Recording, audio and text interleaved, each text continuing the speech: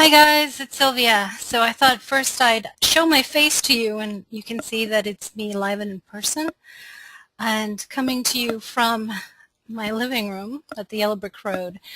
So I want to welcome everybody to the Celestial Archetypes class. This is the webinar for the first official class before we actually meet in person. And I'm really glad to have all of you. So I'm going to go ahead and just dive right in. So I'll go ahead and close the webcam for a moment now that you have seen me actually sitting at the Yellow Brick Road. And hopefully you're all seeing my screen, which is the PowerPoint.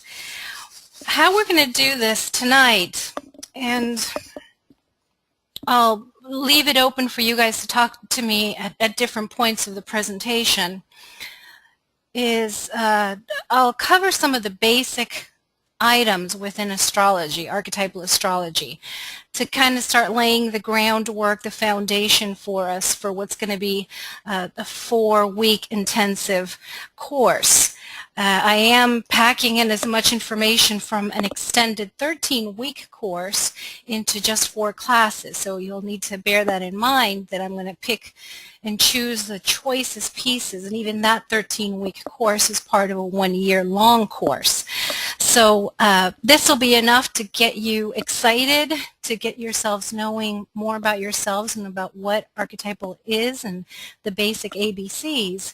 And once you have that under your belt, you can choose to continue playing on your own or come to other classes, etc. But this will give you a good foundation, regardless of whether you've played with astrology before or you're totally new to this. I am also going to ask you all to double check all your settings and make sure that you can see everything. I've got everybody muted, and as, like I said, we come to points where I want you guys to introduce yourselves. I'll just unmute you one at a time so it doesn't get all chaotic and we hear each other's echoes from the computers. And well, and then we'll just have questions at the end, because I'd like for us to set a collective group intention regarding what you want to get out of this. And I hope that you had a chance to think about that, consider this, and come up with some good juicy questions that hopefully we can answer over the course of the 5 weeks, the 5 classes. And like I said, it's a small group. There's 5 of you and myself. And so we'll definitely have time to dive into your charts as we study the archetypes. So let's go ahead and get right to the first screen now that I see that all 5 of you have arrived. And this is Silvia Pancaro, MoonCoach, in the Celestial Archetypes Introduction to the Archetypal Astrology course. So the first thing that I'd like for everybody to take a moment with me is to consider how I dedicate my classes, especially this one, to a great representative of the Divine Feminine, a great gift to humanity, who was Hypatia of Alexandria. And it was Hypatia who basically her inventions, her pieces that were astrological, astronomical, and mathematical, and also, of course, she was a philosopher during the time of the Great Library of Alexandria. Her inventions actually were the foundation for the astrolabe and astrometry, which is actually even on the NASA website. She was unfortunately violently murdered by religious Christian zealots a long time ago, and it was with her death that the demise of the Great Library of Alexandria began to take place. So for me, Hypatia and what the library itself represented was deep indeed, and we all need to, I think, pay homage to great heroes and heroines of the past as we move forward into the Aquarian age, remembering that there have been great minds and souls whose contributions to the great humanity that we are continue to have relevance and hopefully inspire us. So, like I said, my class is in fact dedicated to Hypatia of Alexandria. I hope you all have heroes, because one of the biggest pieces for me as a professional astrologer is to consider that we all have some very special gift to share with humanity. And sometimes we need a little head start or inspiration by having a particular hero to look up to, especially if we're in the first few moments of launching ourselves out into whatever field we've chosen for this lifetime. And those heroes have qualities that are likely within us and help us to remember what our particular innate genius is. So we're here to study the cycles of time and nature. Of course, all of the many cultural sacred books, including, in this case, the Bible, have had something to say about time and cycles. Of course, this particular set of sentences from Ecclesiastes: to everything there is a season, a time for every purpose under the sun, a time to be born and a time to die, a time to plant and a time to pluck up that which is planted.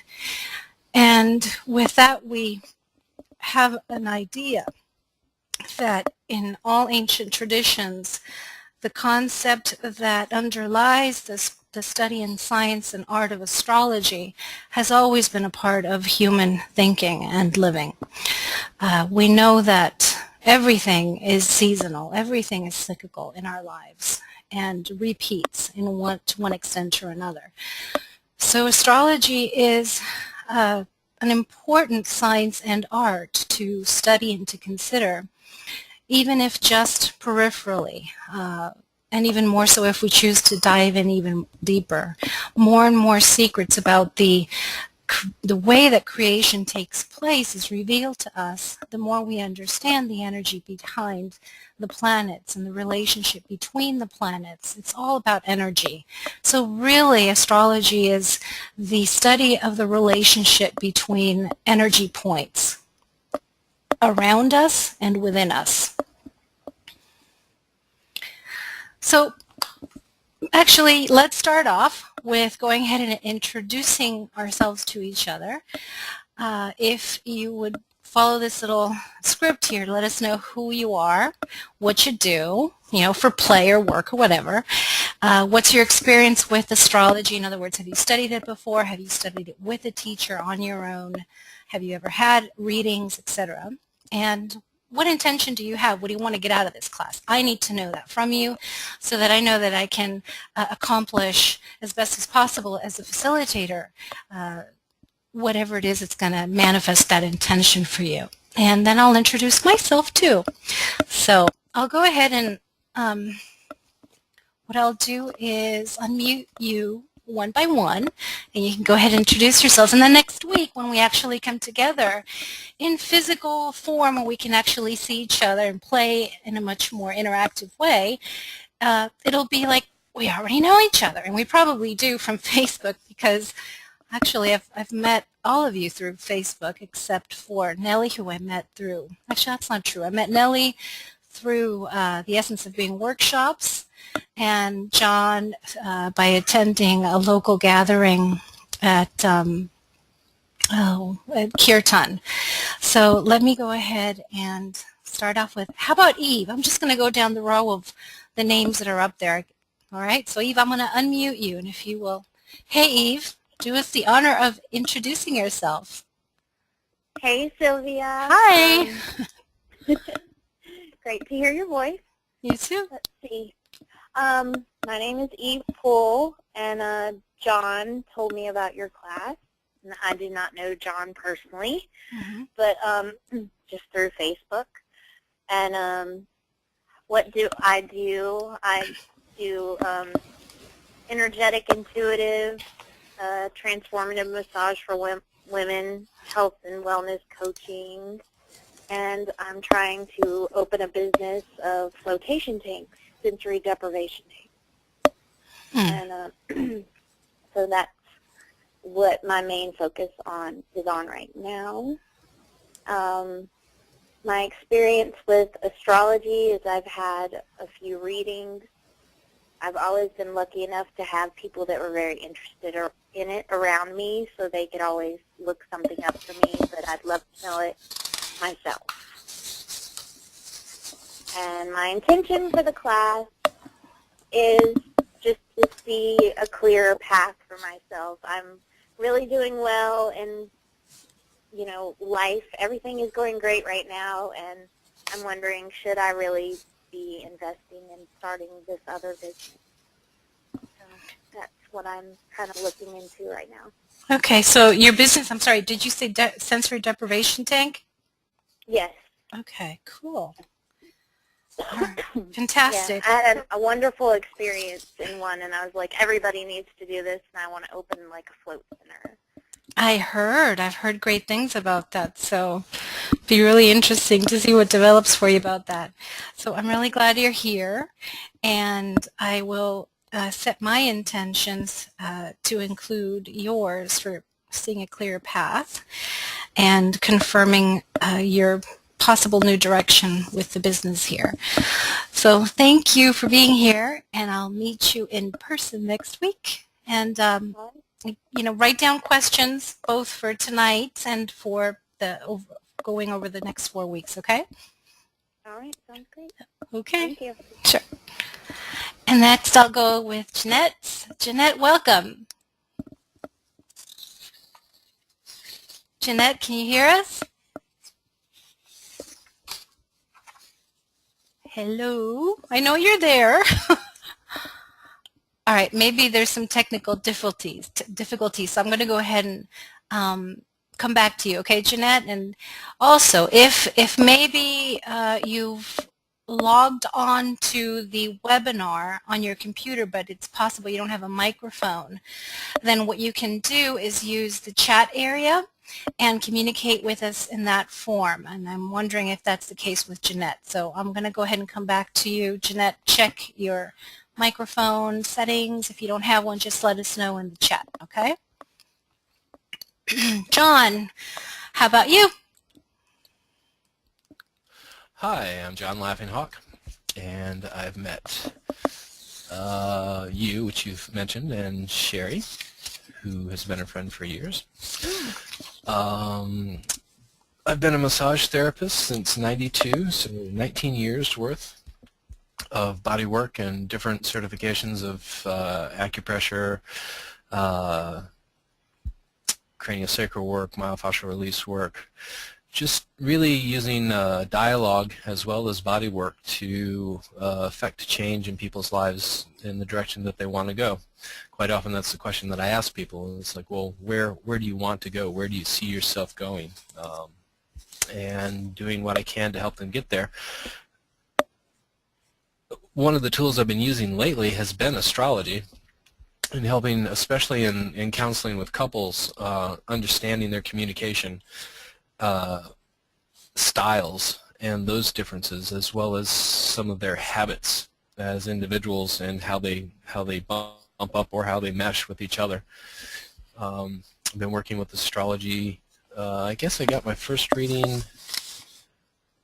about the time my son was born in '95, and it made a lot of sense, and I've sort of wandered through several books. I have my own ephemeris. Don't have my own software yet. But I see the truth in it, and I see it as a wonderful language for being able to, in many ways, transpersonalize personal issues so they seem less guilt or shame-bearing for a lot of people, because it's just who they are, and it's a lot easier to accept it when you step outside and look at it from an astrological viewpoint for folks. My intention is to get a lot of what I'm not comfortable getting from books, some of the specifics around moon nodes and what that actually means and how that applies to the chart, as well as the houses, which I'm just woefully inexperienced with. So a better understanding of that, if possible. There was another intention. Oh, I really think that ancient knowledge like this needs to be from mouth to ear. And having not had a class before, it really seemed like a good fit. Cool. Well, welcome, like I said, and that's you said some awesome things. I love that you're already using astrology to counsel and your healing practice. And I completely agree that for counseling work with couples, understanding each person's communication style is a prime piece. Psychologists don't see that unless they happen to be Jungian, and sometimes the Jungian psychologists do work with astrology. So it's awesome that you're doing this, and I agree about the transpersonalizing. So as far as your intentions go, yes, we can definitely, we will go through the nodes, and the houses are a big deal, as you'll come to find out, and I absolutely agree with the ancient wisdom being passed on. I was taught by Jeffrey Brock, who was taught by Robert Ball, and it wasn't just astrology. They were experts in other occult and esoteric traditions, including the Tarot and the Kabbalah. So it's really interesting to see how people come together in classes, whether it's student to student or teacher to student, and so I expect, yes, I absolutely expect that we'll be able to answer your questions and set your intention to happening. And I'm Awesome. glad you're here. And feel free to throw in Kabbalistic information as well. Okay. I studied at the Korean Kabbalah Center for 3 years. So oh, fabulous. That would. Cool. Okay, John, thanks for being here. Thank you. Nellie, it's your turn. Hi, my name is Nelly Todorova, and what do I do? It's interesting that for the last year, I've been doing things that I've never done before in my life. Nellie, I can barely make out what you're saying, and I'm not sure if you're covering up your mic. No, I'm very close to the mic. Is it making any difference now? A little bit better. I don't know if it's my computer. I actually was able to hear John perfectly and Eve also. Can you raise the volume maybe? I mean, it's my speakers are at 100%, so I don't know what else to do. Okay. Well, go ahead, and if anything, I'll just have you reintroduce yourself next week. How's that? All right, go ahead. Let's see, because I have one of these built-in microphones, so the only thing I can do is kind of get closer to it. Is it better now? Barely, but go ahead. Okay. Well, my name is Nelly Todorova, and like I said, for the last year I've been doing things I haven't done before, and it seems like I am at a point in my life when things are just parting from the known, from what I used to be and I used to know. And I've been very fortunate to meet you and other people who helped me really kind of get a better understanding of where I am right now, and help me be at peace with what is coming to me. That reading that you did for me was just extremely helpful, and I'm just very grateful for it. And also, I recently decided that I will be taking the energy healing class with Dr. Fernand Collins, and there is this feeling that, I'm so drawn to certain things, but I don't see like a big picture of it. What is it going to look like at the end? But it feels like it's just so exciting, because I've been working with kids this last year. I've been doing interpretation and translation to and from Hungarian, so that kind of takes me back to my roots from a new perspective that I didn't have before. And I don't know what will come out of it at the end, but like I said, I'm really excited. And after my initial meetings with you, I just know that I need to know more about astrology. So I'm taking this opportunity to take the class. And my intention is to have a better understanding of myself and other people I come to interact with. Can you repeat what your intention is again for me? To understand myself better and to have a better understanding of other people I come in contact with. Okay, excellent. So I think I picked up on most of what you were saying, and I'll just repeat because I don't know if everybody had a hard time with hearing, making it out as well. So first of all, before I do, let me just go ahead and say it, and then you can correct me if I didn't understand something, Nellie. So you shared that this past year you've been doing things that you hadn't ever done before, including departing from what was the known for you, and that you've met a bunch of people that have helped to with you getting a better understanding of where you are and what's coming. You had a great result from the reading you had with me, and of course you're signed up to study energy healing with Dr. Puan. And the intention is for you to understand yourself and other people that you come into contact with in a much better way. Did I pretty much get that? Absolutely. That's absolutely, yes. That was perfect. Okay. Well, we're definitely going to get that accomplished. Thanks for being here, Nellie. Absolutely, my pleasure. And Sherry, I'm going to unmute you now. So we'd like to welcome you too and let us know about yourself. Okay. First off, can you actually hear me? I can hear you loud and clear. Cool. Oh my God. I'm so amazed. This is the first time I've done this on this computer, and I got home at 7:01. So I'm very happy that this is working. Wow. Okay. I'm Sherry Bailey, and I have been homeschooling my stepdaughter for the past 3 years, and she finally started taking some college classes this year, and I decided to go back to work, so I started doing massage therapy again after not for about 6 years. Mm-hmm.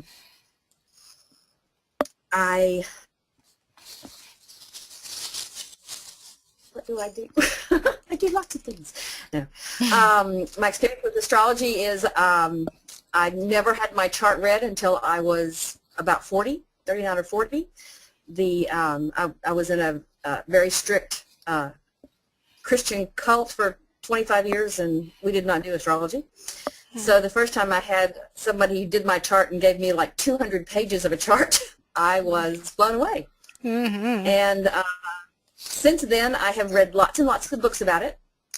And I have read enough to be able to tell stories about charts to people, which for me it's like, I guess because I feel like I'm a Pisces, if I can tell you a story about something, then I can tell you something about it.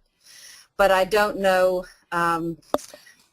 nearly as much as a lot of friends that I have. So I would like to know more. I like to do astrology for my clients. I usually ask them when their birthday is, and if I see them more than 2 or 3 times, I usually ask them if I can look at their chart because I want to help them. My daughter, who's 33, her friends are usually asking me to do things. So I've done. I look at things and talk, but I don't know enough at all. And I've never studied with someone. And this year, everybody in my family is doing something interesting, and I decided to do something for myself. And this is it. Cool. All right. So your intention for the class is specifically to learn more? To learn more so that I can use it with my clients and with my family and with myself. Yes. Okay. And I love it. It just sings to me. more, like I tried studying Kabbalah and it just, it was interesting and I kept being bored. And I love tarot. I read tarot all the time and have lots of decks and and that also speaks to me. But astrology really speaks to me. And so I would like to have a better understanding. Cool. All right. Well, thanks for being here. I'm glad you're here. And by the way, we have homeschooled our son for most of his life too. So I know that's a challenge. We'll have to swap notes sometime. The thing is, I could never get my biological daughter to let me homeschool her because she's a Gemini with a Taurus rising and she knows everything. Although now she thinks I'm great. But my stepdaughter and I are both time seeds. We're both born in the year of the dog. We both write poetry, and she's been delightful. She's been just an absolute sweetheart. Cool. So Cool. it's been a great blessing. She's like my heart. She really is. Wow, that's awesome. That's really special. All right. Well, thanks for being here, and we'll look forward to expanding your understanding of astrology so you can use with the clients and family and yourself. So, thank you. All right. Now I'm going to try to unmute Jeanette again. Jeanette, can you hear us? Are you there? Bummer. Okay, Jeanette, maybe what we'll do is have you introduce yourself to us in person when we meet next week. Let me first, yeah, it says the chat room is open so that you can use the chat area, but I don't know. Maybe it's not showing up on your side. So we'll let you jump in the chat area maybe as we proceed with the class, Jeanette, and you can introduce yourself to us.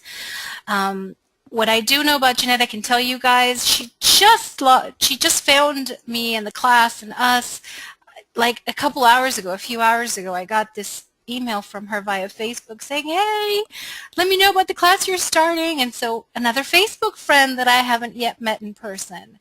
And I do believe Jeanette was born in California, and it sounds like her family's originally from Colombia. And that's about all I think I remember seeing on the profile. But I'm sure she will tell us what she does and what she intends in just a bit. So we know you're here.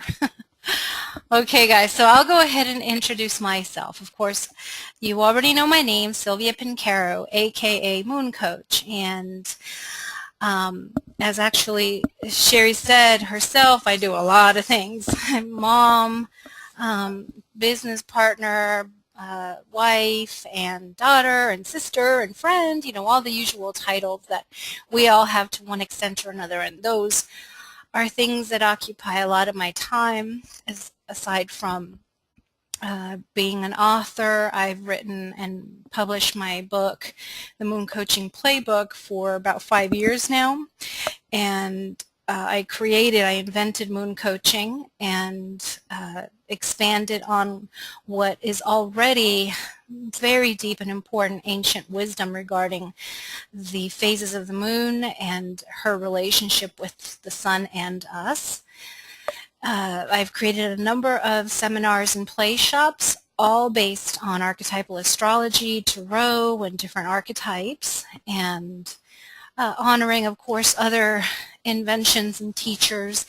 We work with other facilitators. I've been invited to guest facilitate my work with other seminar groups, including the Essence of Being, that some of you may know. And I'm originally from Los Angeles. My parents are from Argentina, so I do consider myself Argentine American. I am bilingual. I do dance the tango because I grew up with that amazing music. I see the tango as a wonderful example of how the divine masculine and divine feminine work together and create balance and beauty and grace through the interrelationship between the two. And I don't mean just the two in physical form, but I mean within ourselves as we synthesize yin and yang, spirit and soul within ourselves. So let's see, what else can I tell you? Lived in Florida for about half my life and have been here in Atlanta since 2005 with my partner Marcus Geyer, who co-facilitates with me in some of my work, and with my 17-year-old son Sebastian, who is driving me insane and testing all of my tools to the umpteenth end. It seems like teenagers know everything, and he's definitely the Aquarius archetype in full form. So anyways, what else can I tell you? My experience with astrology is I remember being 4 years old and sitting on my mom's bed at the foot of the bed in LA, and I picked up her Spanish language magazine, and maybe Jeanette knows this magazine, Vanidades, that my mom always read, and I flipped to the last page. Pisces, you will come to see, being the last sign in the sequence of 12, tends to leave everything for last and usually be last, you know. So I have a lifelong habit of flipping to the very end of a book or magazine. And I found this awesome page with these really cool symbols. And even though I only knew basic sounds of letters because I hadn't yet gone to school, the symbols came alive for me and I knew what they meant. So that began a lifelong remembering of what I believe has been lifetimes of study and practice with the language of the stars.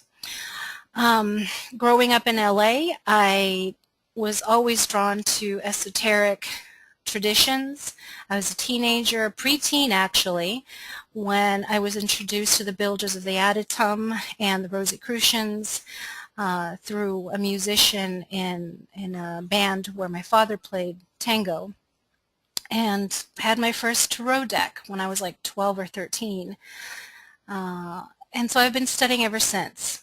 And it was very bizarre to move to Florida in 1989, where the bookstores didn't have anything on astrology save maybe 2 or 3 simple little books. Forget seeing anything on the Kabbalah or the magical arts or tarot in any Barnes and Nobles. I had to go to special New Age bookstores, and there were only a handful.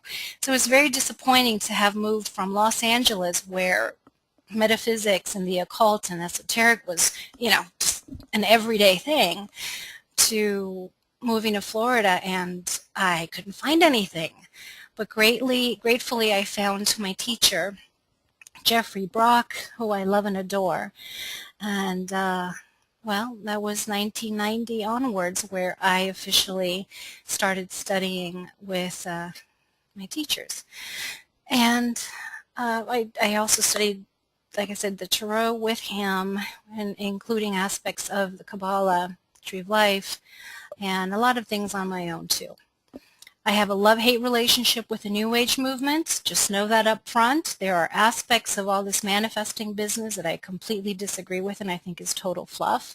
And there are aspects of it which I think are really rooted in true ancient wisdom. So you'll come to hear me be pretty vocal about some subjects. And I'm open to learning from you guys as well, because I believe that as a teacher, as a facilitator, I learn more from you guys than sometimes with other teachers. So I'm honored and humbled by each of you being here and choosing to be here and help me to expand my own knowledge base of this amazing art. My intention is simply to hold space for you as you remember, as I did, what you already know, because my sense is we all know astrology, and especially the aspects of cycles that activate certain things within us to be awakened and catalyzed into further evolutionary growth. So my intention is to answer your questions as best as I can, and if I don't know something, I will come back and answer the question as best as I can after doing some research. That, or I will assign one or other of you to do it as homework. How's that? Okay. So the first part of the presentation, I'm going to kind of, like I said, give you an idea of where I'm coming from. I'll also show you how the in-person part of the class is going to be structured, and then we're going to dive into the basics of the wheel, okay? And again, keeping in mind that I'm going to possibly be doing more, I don't want to say superficial, but really basic information, which will be like seeds left in your consciousness to inspire you to deeper study, because there's only so much that we can cover each week in about 3 hours worth of time, and also then the interaction between all of us. Okay, okay, so hold on, looks like Jeanette. Oh, Jeanette was able to. Jeanette, can you see us? Sorry, I just found it. I will talk to all next week.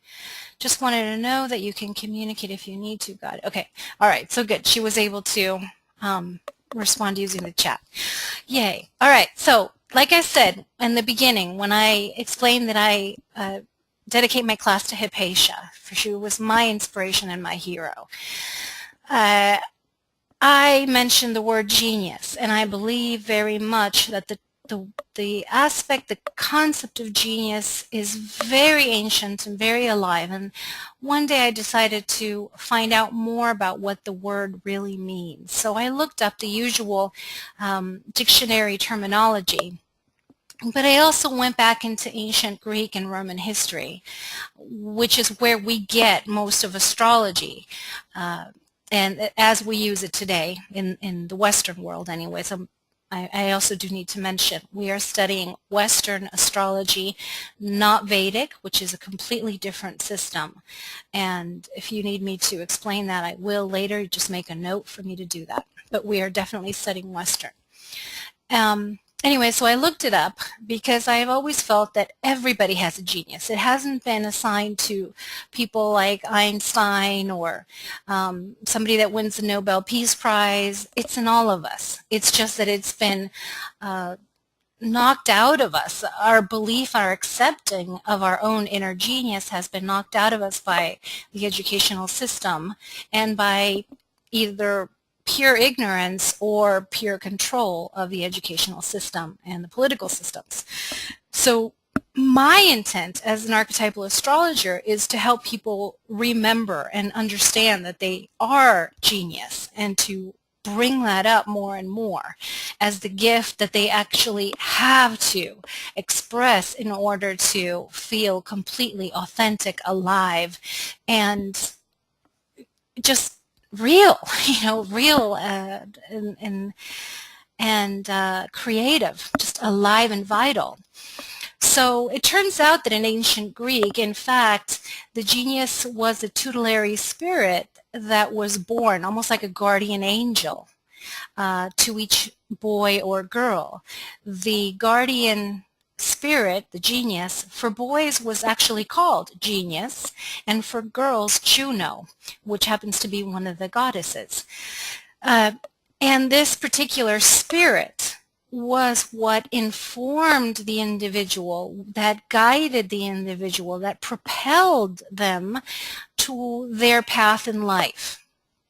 So it's important for you guys to keep this kind of filed in the back of your mind as we go forward with the class in answering the question. And I'm sure it sounds like you guys are pretty much in touch with your innate gifts and talents and abilities, but even more, it's like to the point where you really get that the genius has to do with your life expression in pure, radiant bliss.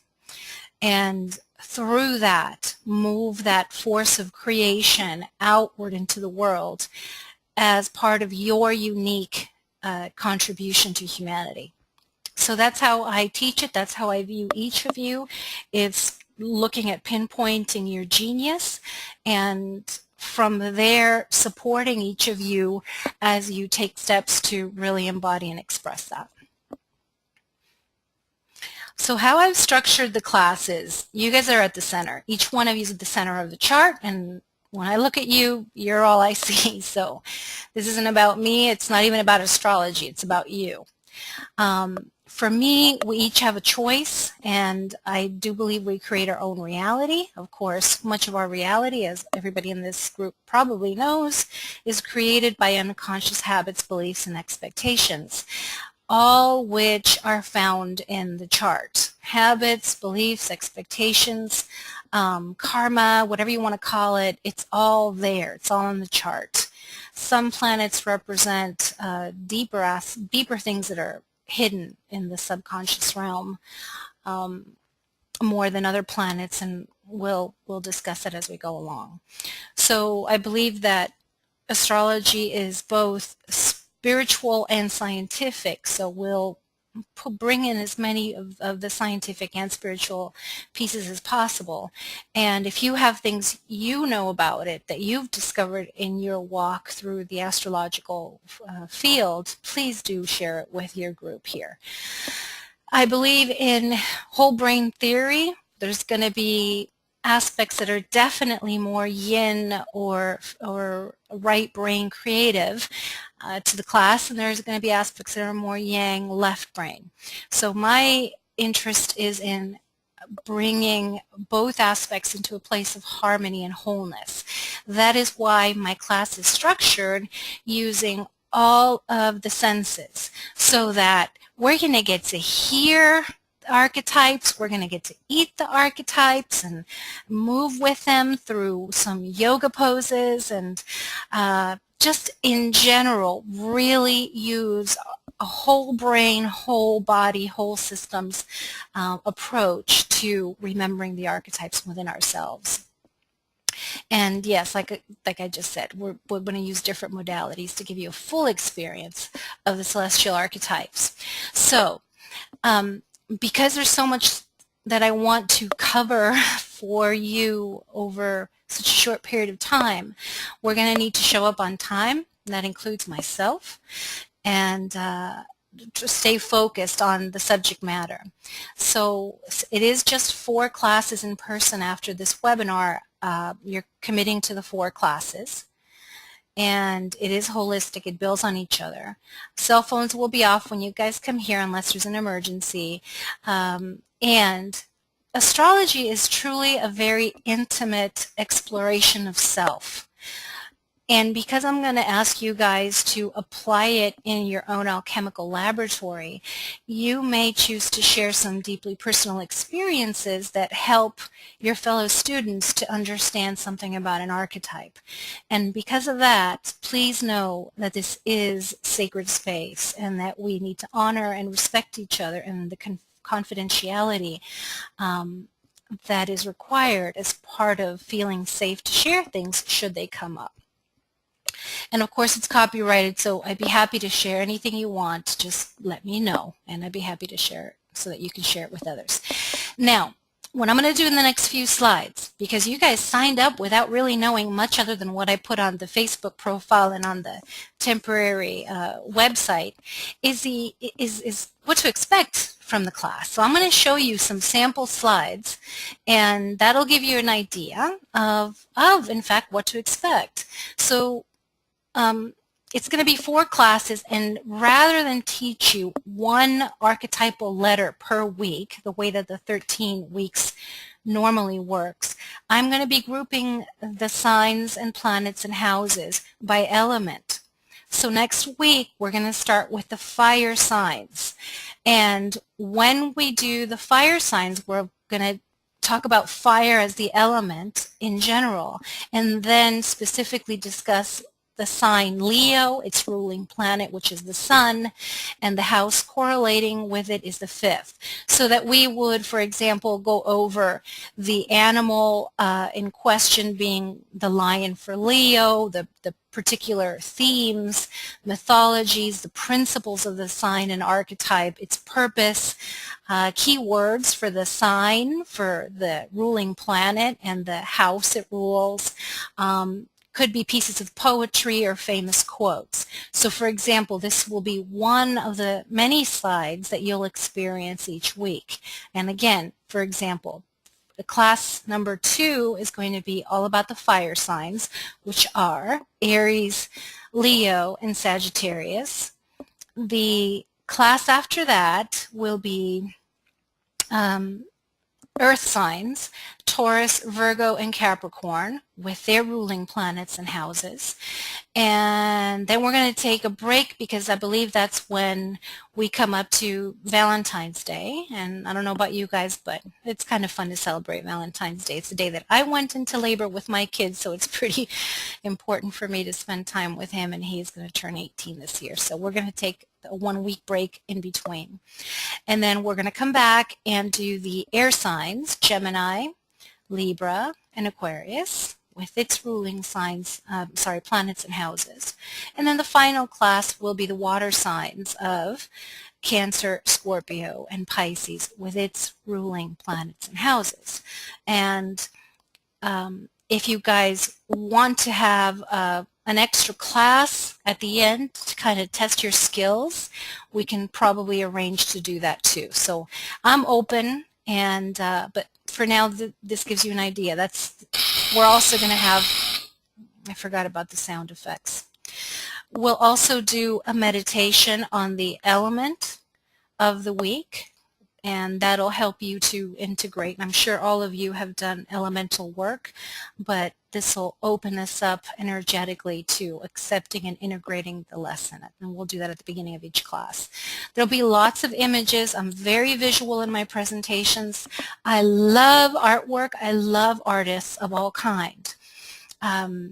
So photography, artwork, collage work, whatever it is, we use a lot of it because I believe that art is the most beautiful symbolic representation of entire concepts and stories that really go, not just our left brain understands it, but our subconscious gets it. And for example, this is from when we're going to do the water class, and this corresponds to Cancer, the 4th house, and the moon.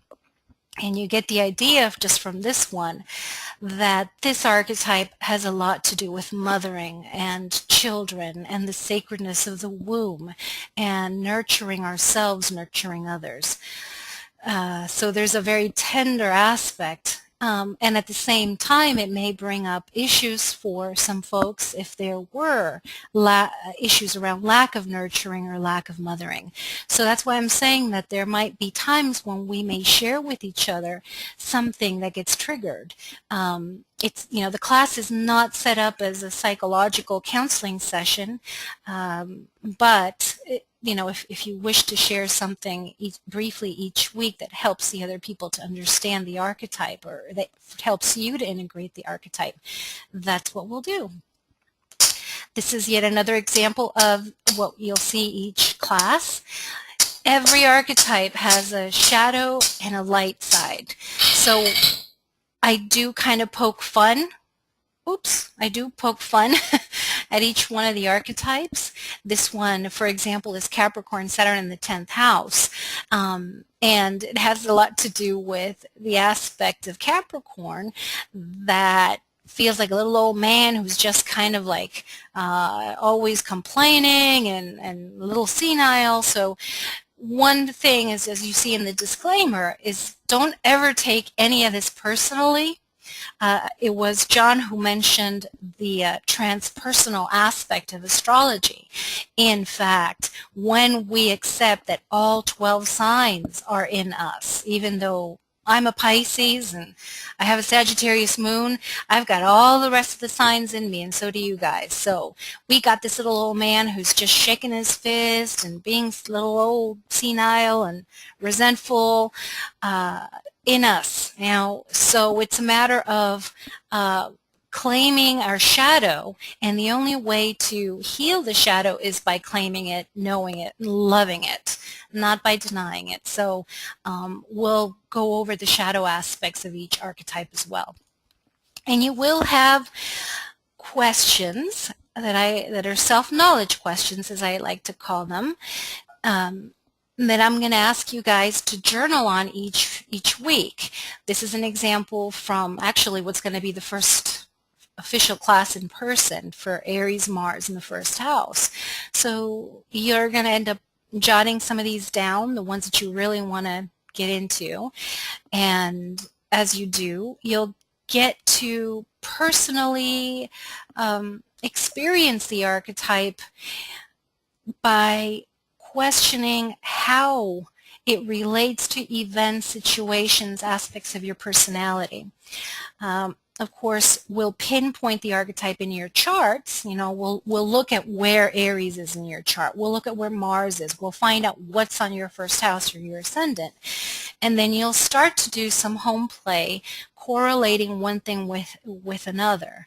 The relationships between whatever sign you have on the ascendant, the qualities of the ascendant are such and such, and then the sign that you have on the ascendant is such, and you'll start to weave stories around that.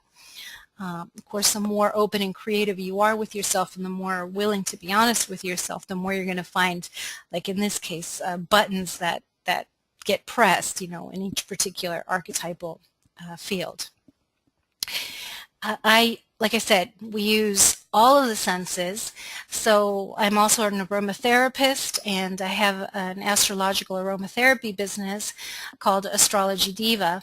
And so one of the pieces that I find very powerful for working with memory and triggering memory, both what's already in there and also to ground certain lessons in us, is of course the olfactory aspect of our bodies and of our consciousness. And so I'll have you breathe in, for example, this is Gemini. I'll have you breathe basil, which is the signature oil for Gemini. And, you know, you can play with this as you want, but it's a fun thing to do aside from helping us and affecting our health and well-being. We, like I said, use music as well. So I'll play some music, and aside from hearing the music, what I want to be able to make sure that we do, especially since some of you guys are body workers and are involved in yoga too, do a pose that relates to either the element or the sign that we're studying. And that's going to be where those of you that are experts in yoga can help us out. And like I said, we learn from each other, and I will learn from you too. There are some poses that are obvious for each of the elements, and there are some that you can be creative with and show us how to do something as you see it. So it's as much the class for you guys as it is me facilitating it. Each class, we're going to be ingesting the archetypes. What that looks like is you'll bring a dish to share. Of course, I'll have something, but I need you to get really creative and bring something to share, beverage or food or whatever, that we can ingest that relates to the archetype or the element. So for example, here we have Libra, Venus, and the 7th house. So this is the 7th archetype. And Libra and Venus have a lot to do with beauty, and actually Venus rules chocolate. So I'll definitely have chocolate when we do the air houses. But do whatever you think. I've had people bring the most exquisitely made cakes and desserts, but it's up to you. Whatever the element is, you can pick the element and the food relating to the element to share, or you can pick something that relates to the planet or the sign. And what I'm going to do before we meet in person next week is to send you a list of some keywords for the elements and for the signs to kind of get you kick-started, unless your creativity is already going, yo, yeah, I know exactly what to bring for that class, you know. But please, you don't have to go crazy with it. Just let yourself have fun with this, because my thing is the genius comes alive within us when we're having a great time, when we're being childlike and curious and playful. So I want to give you guys permission in my class to play and to have that sense of curiosity. I don't want you to be all serious. Yes, this is serious business, but it's also very playful. And the more we can feel light about this study, I believe the deeper it's going to settle into our consciousness, and it'll be that much more effective. So be creative, have fun, and play with this, okay? Speaking of play, I don't call it homework, I call it home play. Each week you will also have a little assignment other than your journaling to see how the archetype relates to you in your life. These are key words for the second archetype, beauty and sensuality. So you're going to get to go out and explore sensuality, or what beauty means to you. It also has to do with money and matter, possessions, those things which are physical in orientation.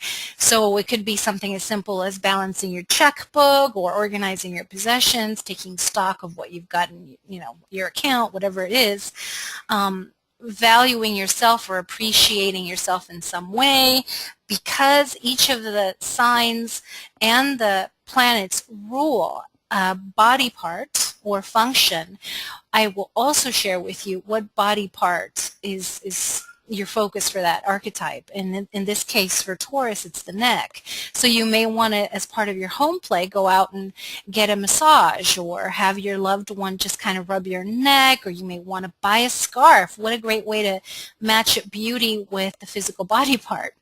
So this is what I mean by making it playful. And you're also going to go out every week, and as part of the home play, notice the shadow. Remember the previous shadow slide that we looked at for Capricorn?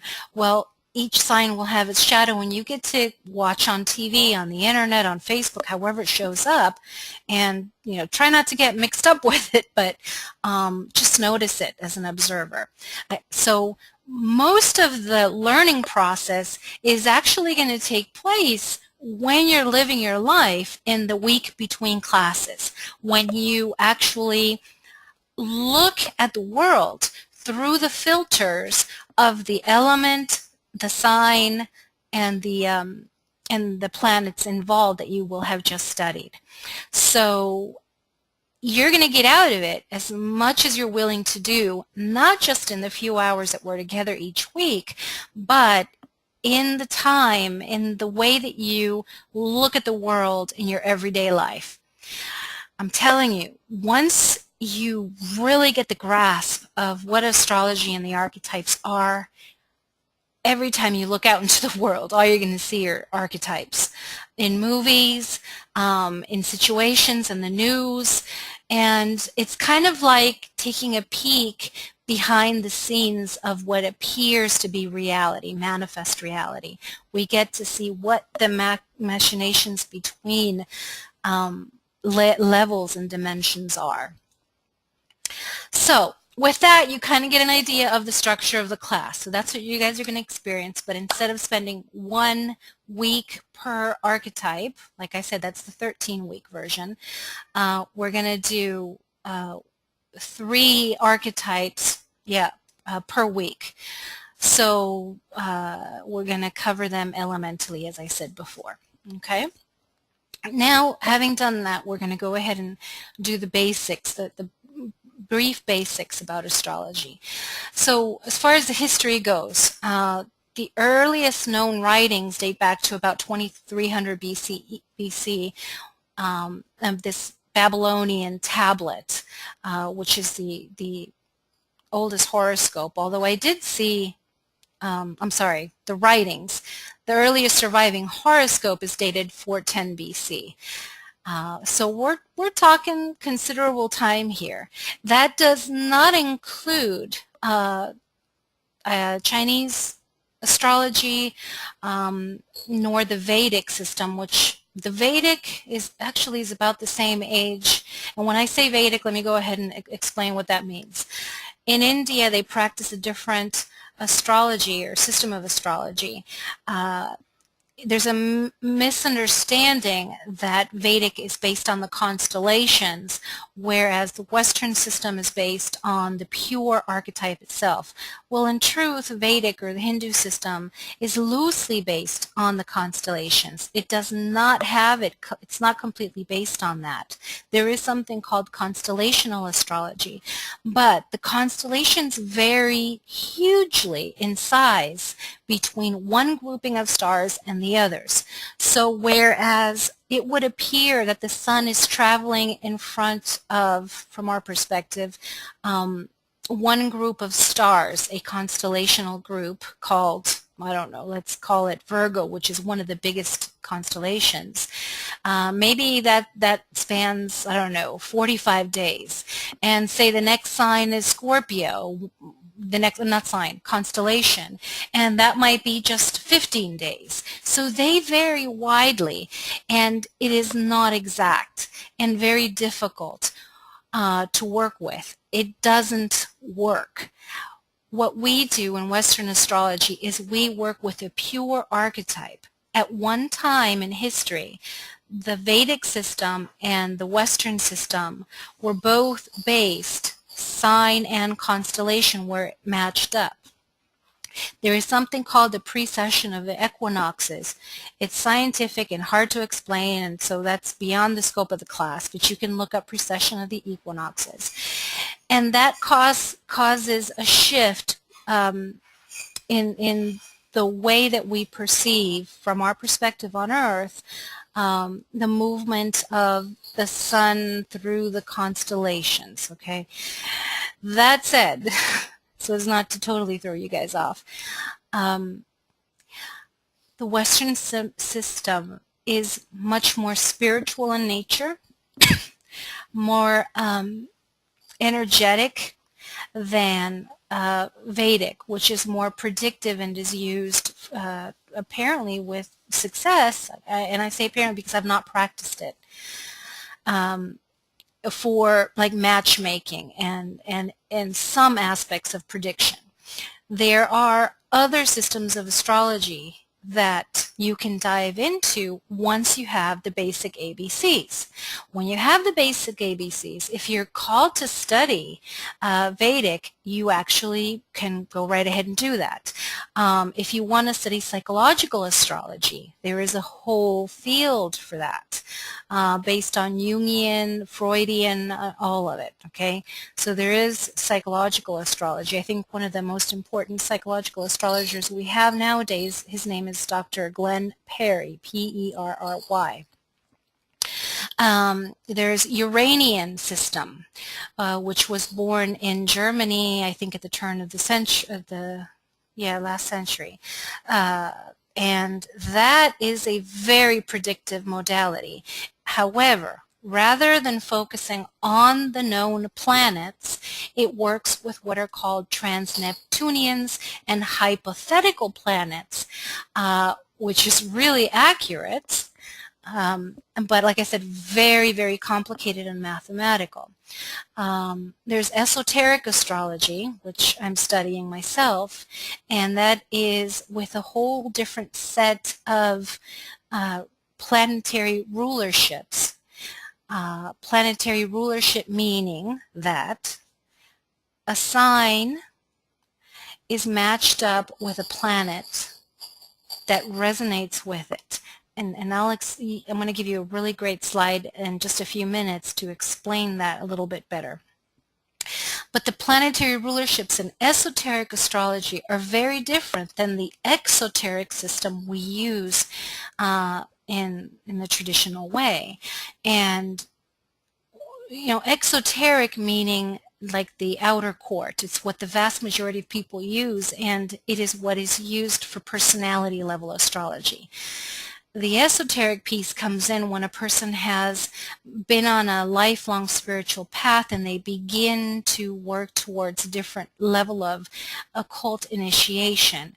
So you work the chart from both the personality level and the soul or esoteric level, where the personality becomes a vehicle for the soul and is recognized as such. So that's really deep, and there will be classes on that later on.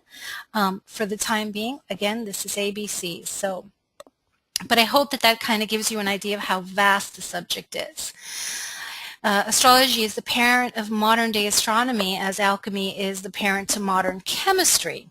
And even in the Hippocratic Oath, originally, it said, Hippocrates said that a physician had no right to call himself a doctor if he or she had not studied the art and science of astrology first. There are very important rules of surgery and of healing within astrology.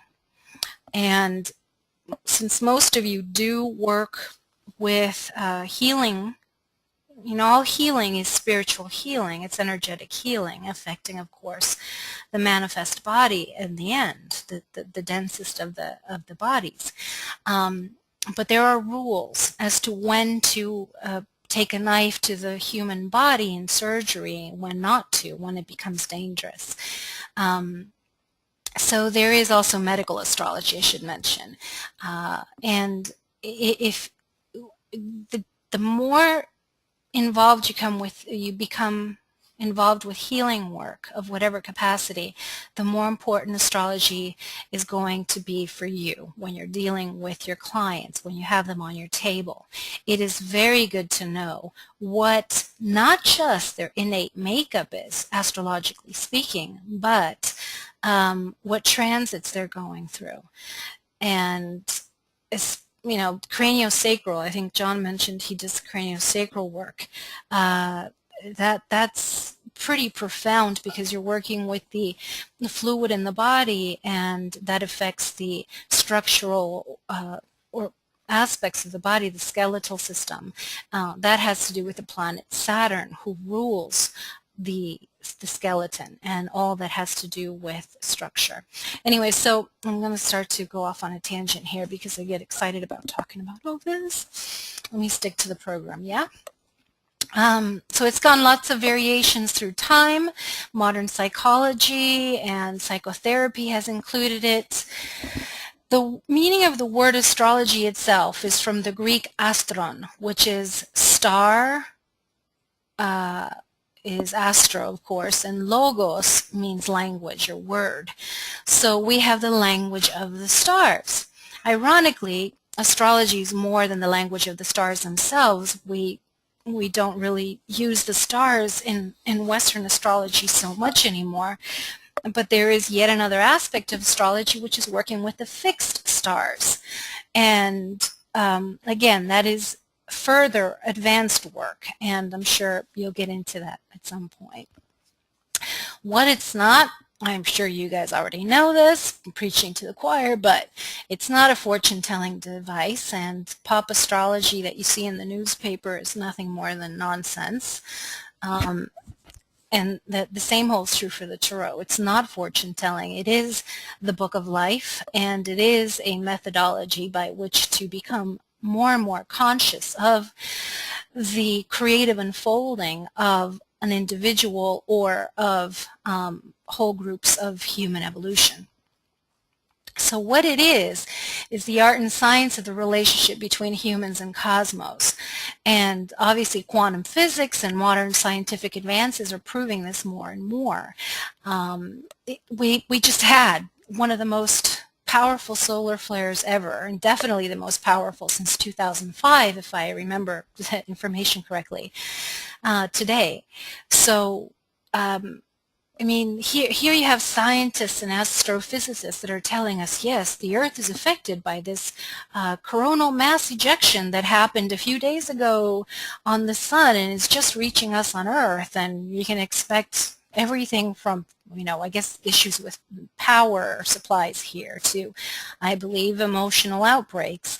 And anybody that's been a nurse or worked in a prison or with kids even in school know that the full moon, you have certain effects which are much more amplified, emotions amplified than at other times in the month. These are scientifically substantiated facts that show that there's a relationship between the spheres that surround us and us in our emotions and in our bodies, obviously spiritually as well. So it really is about the relationship between ourselves and the cosmos.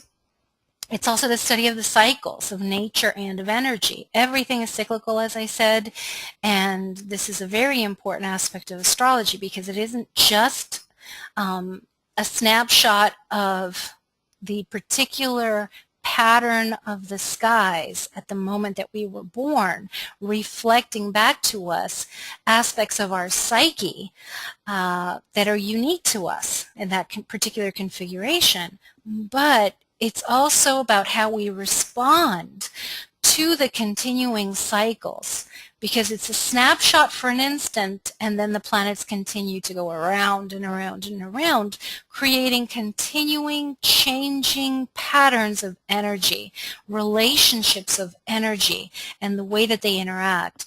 So with each passing day, we are living our lives in reaction to these changing patterns that continue to go round and round until we decide to become conscious of it.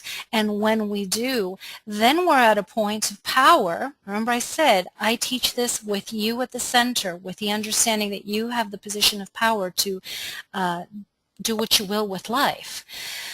So when we become conscious of those patterns and how we are reacting to those changing patterns of energy, we can make better use of them. Instead of reacting, we can choose to intentionally and purposefully utilize those patterns. Hence, my moon coaching program, where come the new moon, we get to say, hey, this is a new beginning point. How can I use this? And then we notice where the moon goes day to day, around and around and around in her orbit between Sun and Earth, and what it activates and triggers for us at an emotional level.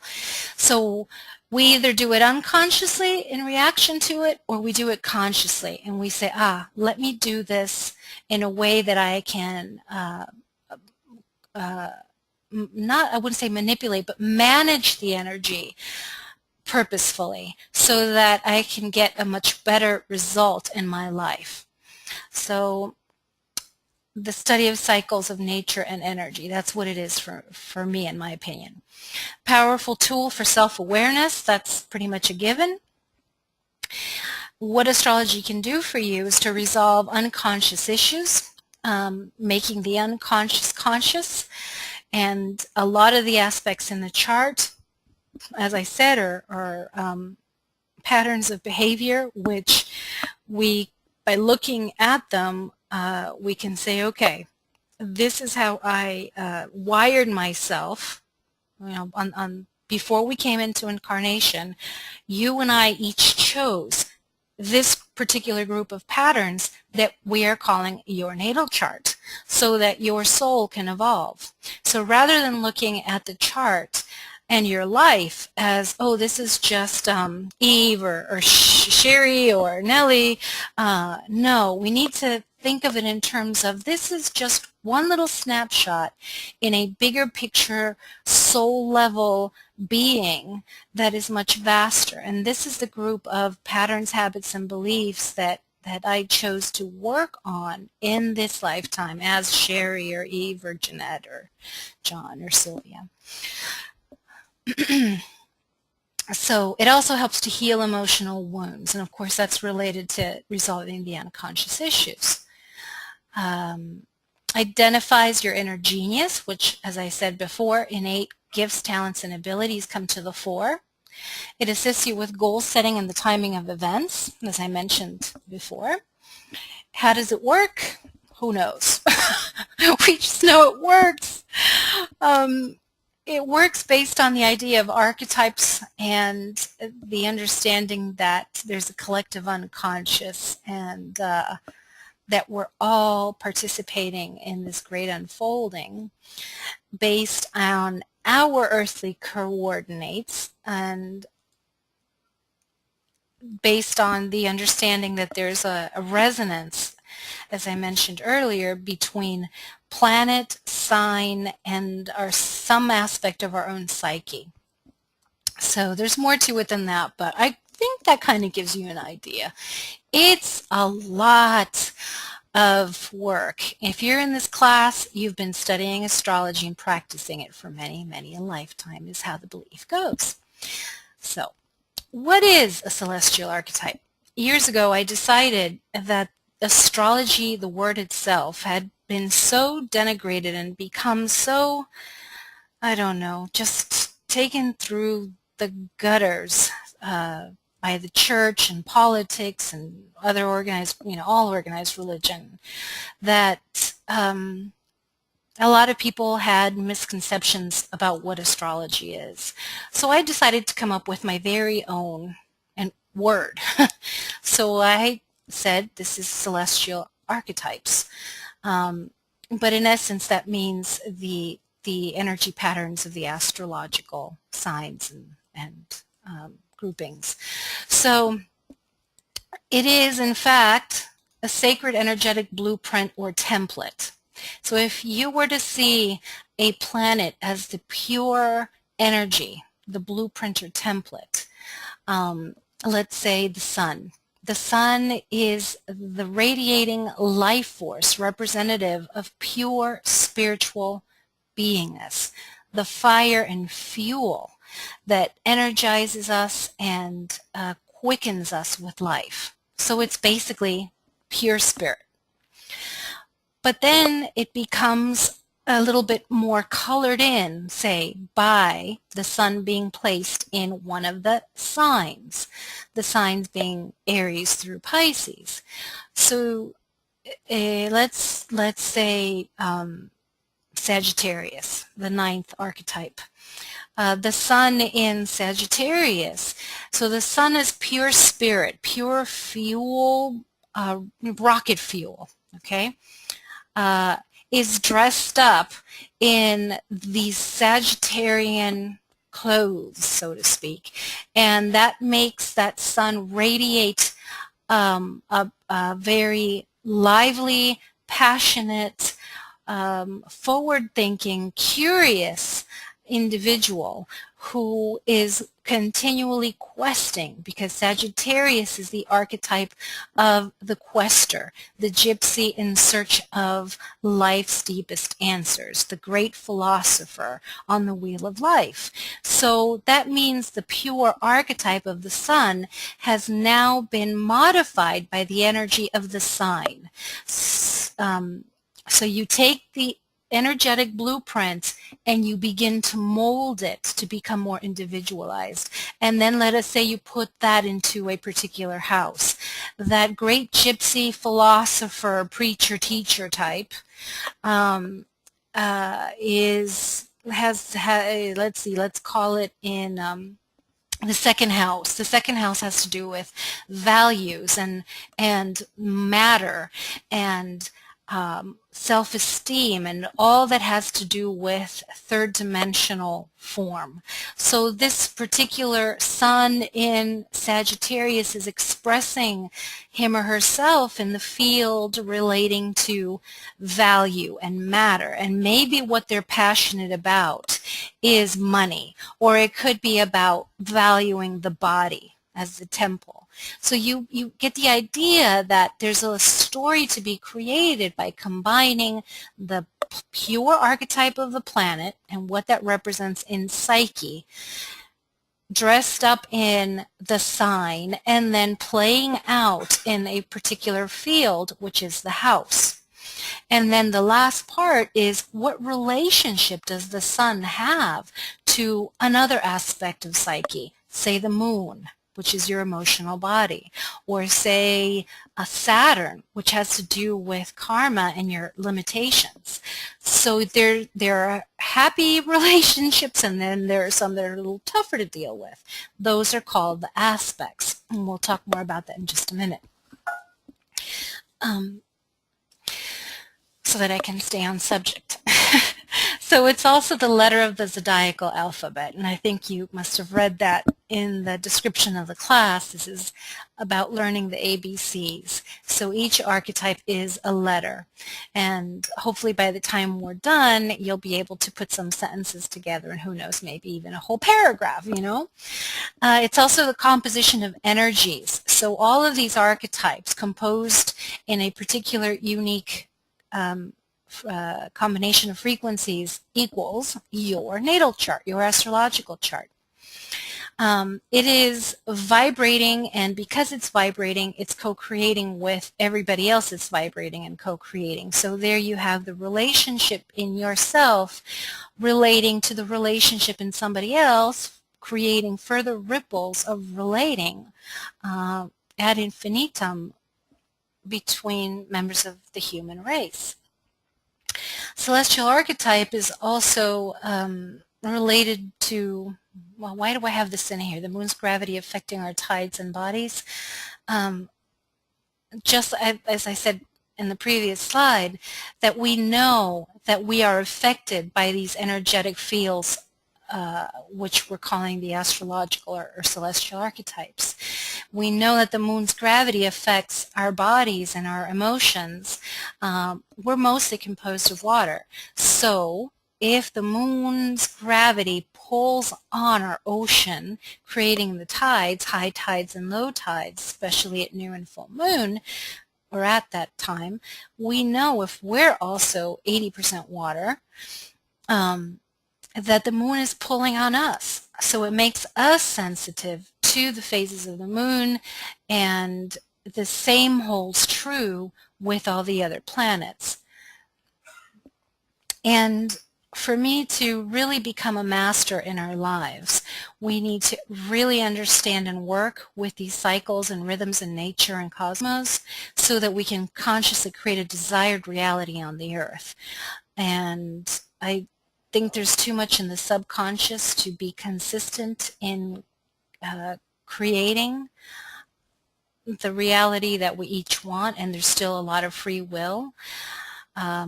So I don't think we're there yet. We've been playing with the idea of conscious creation, co-creation. We're not there yet, obviously. And yet we are, from the collective subconscious, continually creating scenarios on the planet. Let's go on. I don't know how many of you guys have seen blueprints. My background, well, one of them, is interior design, so I worked with blueprints a lot. And it just jumps out at me when I look at a chart. It's a blueprint, just like it is, like we architects and designers work with these house or building blueprints to let us know the particular structure, how it's supposed to be built. The same thing holds true with our natal charts. Now you are each the master and creator architect of your own blueprint. And the tools that we use, John mentioned he has an ephemeris already, and for those of you that don't know, I will explain that because that is one of the tools that we use in astrology. An ephemeris is a book that gives you every date between, I think there's two main ephemerises that are on the market that are the most widely used from Michelson, 1900 to 2000, and then 2000 to 2050. And it gives you the position of the planets on any given day. So you can look all that up. You can look up a date, and it'll tell you the positions of all the planets, the nodes in Chiron, and some of the ephemeris, the asteroids, on any given day. And so you can kind of look at that date and get, depending upon how good you are at visualizing a chart in your head, you can kind of lay it out in your mind's eye and see how each of the planets relate. What you won't have is the rising sign or the positions in the houses or on the wheel by looking at the ephemeris. For that, you got to do a whole lot of calculating, and astrologers, we used to have to cast charts by hand doing all these complicated mathematical formulas, which is the scientific aspect of astrology, and it would take literally, who knows, 4 or 5 hours, because there were books and division and multiplication and yada, yada, yada. Now, gratefully, we have astrological programs such as Matrix and Sirius and Kepler and Solar Fire, and I'd be happy to tell you guys when you get to that point which ones are the best, because I own them all. And I have my favorites. Some of them are extremely expensive, and some of them are more affordable and get the job done. So an ephemeris is one of our tools, but also the programs themselves.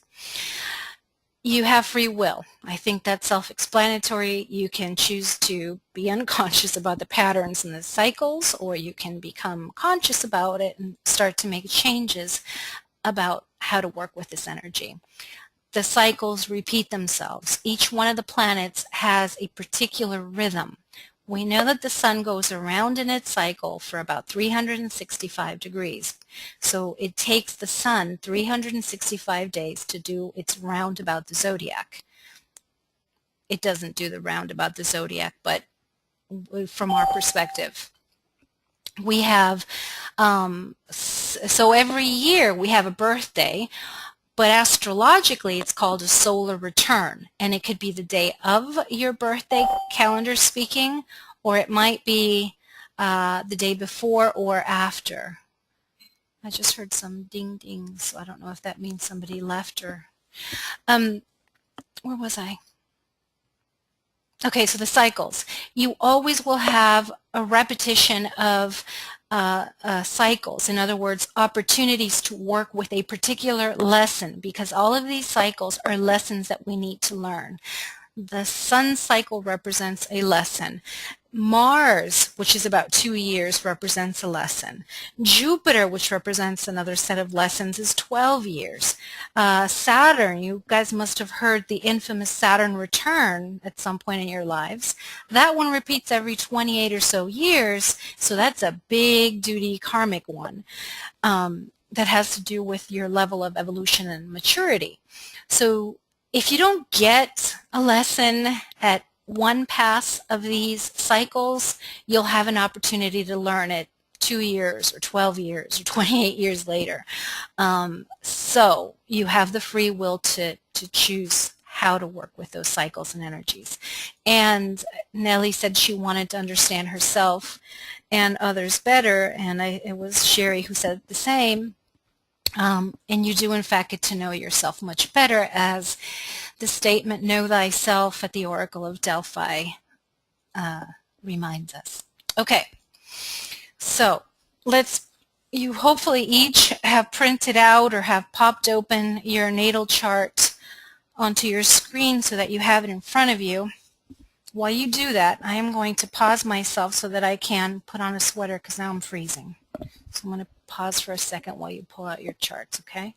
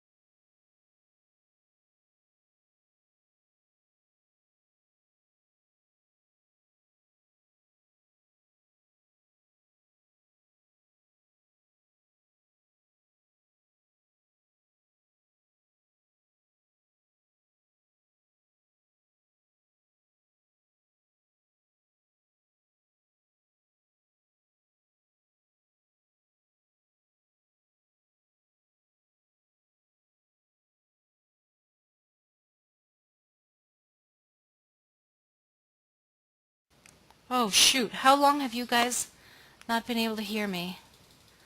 Oh, no. Oh, wow. You guys have been busy writing to me, and I didn't even notice. I have to warn you, once I get rolling, I may not see the notes for a long time. So I don't know how much you've missed of what I've been saying. How far, when did I go missing? How far back? Forever. I thought you went to the, oh no, oh, phooey. Don't tell me. Oh no, when I got the sweater. Shoot. Boy, that was pretty good stuff I said too. Oh no. All right. Let's see if I can even remember. Bummer. All right. Let me try to go back then. Yeah, I was explaining Earth-centric and heliocentric. So what you have in front of you, I'm going to try to start all over, but actually before I do, let me just go back and see if you guys had any questions.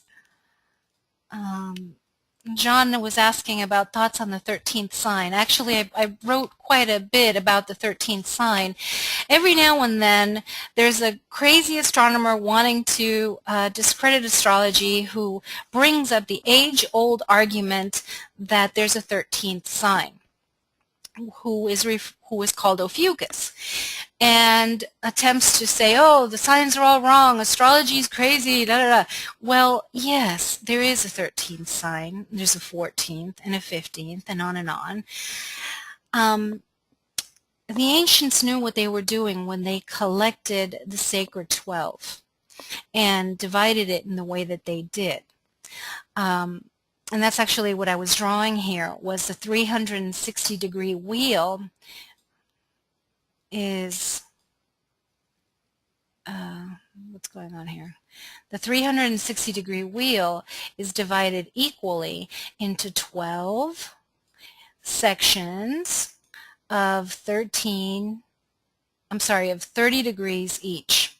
Okay, so there's some math here, and boy, I ruined that wheel, didn't I? The 13th sign in Ophiuchus does have its place in our consciousness. This is what I don't like to use the word channel, but this is what, okay, I downloaded many, many years ago when I first came across Ophiuchus. He is a portal to the rest of the sky and constellations. There are 88 named constellations in our skies above and below. The 12 correlate to 12 bands of constellations above and below. These 12 are the ones that are projected into space around us in what appears to be a circle of stars that line up pretty closely and pretty evenly, through which the sun appears from our perspective on Earth, because it's relative to our place on Earth, to travel in front of these 12 signs or constellations. The astronomers who try to discredit astrology by calling in the old argument of Ophiuchus say that Ophiuchus is the serpent bearer, has a toe, meaning a star, which crosses what we call the ecliptic, or that imaginary line that we project into space around us, around the Earth, through which the sun travels. And therefore it's 13th and throws the entire zodiac off, and that it's not even, so on and so forth. It is a reminder and a portal to the rest of the sky, as I said before. Ophiuchus, the serpent bearer, has a fascinating mythological story, and it is believed that he relates to an actual historical person in ancient in ancient Egypt, who later also had a correlating individual in ancient Greece. Imhotep in Egypt. Anyways, the Greek story about Ophiuchus is that he came across two serpents, and the male was dying, or did die, and the female serpent brought a piece of plant over which she used to revivify or resuscitate her partner serpent and brought it back to life. At that point, Ophiuchus discovered the secret of life, death, and rebirth, and with that was able to resurrect many who have died. And the rest of the story is fascinating, and it has to do with sacrifice. All right, it is the representative of Christ consciousness. So that this whole topic of Ophiuchus coming back into the collective consciousness last year is a reminder to us as we move into the Aquarian age to remember that there is a portal that we must collectively go through in order to raise our consciousness even above the sacred 12 archetypes and access information of a higher vibratory nature that lie beyond the boundaries of our ecliptical local neighborhood. And those are represented by a full sky of 88 and more. So this is deeply esoteric, and it's not really in the scope of the class, but there, you guys asked me something that is near and dear to my heart. So no, we work only with the 12, and yet Ophiuchus is very sacred. So let me get back on the subject here, as long as I make sure. Pisces lives on the bridge of sighs. I don't know why that, exactly what that means, but all right, so let me get back to this. So I already explained this. And astronomers also like to poke fun at astrologers, saying that we are doing our practice based on an incorrect notion about us being Earth-centered. But we know that we're not Earth-centered. We know that the planets all revolve around the sun, and there is one dimension of astrology which is called heliocentric astrology, but we don't live on the sun.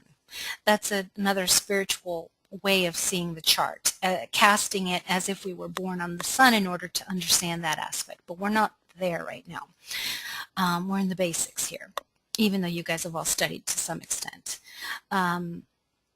So we need to depart in our studies and in our understanding of self from the place where we live and move and have our being, which is Gaia. And that said, with your charts in front of you, we have 360-degree circle divided into 12 equal sections or sectors of life, as well as 12 equal divisions of the zodiac, which give us 30 degrees per sign. So we have 30 degrees of Aries, 30 degrees of Taurus, 30 degrees of Gemini, and so forth throughout the chart. You will note in your charts, or in the chart that I have in front of you, which is my son's chart, that the numbers on each one of these houses are uneven, okay? They're not exactly 30 degrees. That's because in what we call the houses, or what we say that we are dividing the sky, the projected sky around us to give us a house system. The division is mathematically it's precise, and yet it depends on the astrologer that invented the particular house system. How do I want to explain that? Let me go back.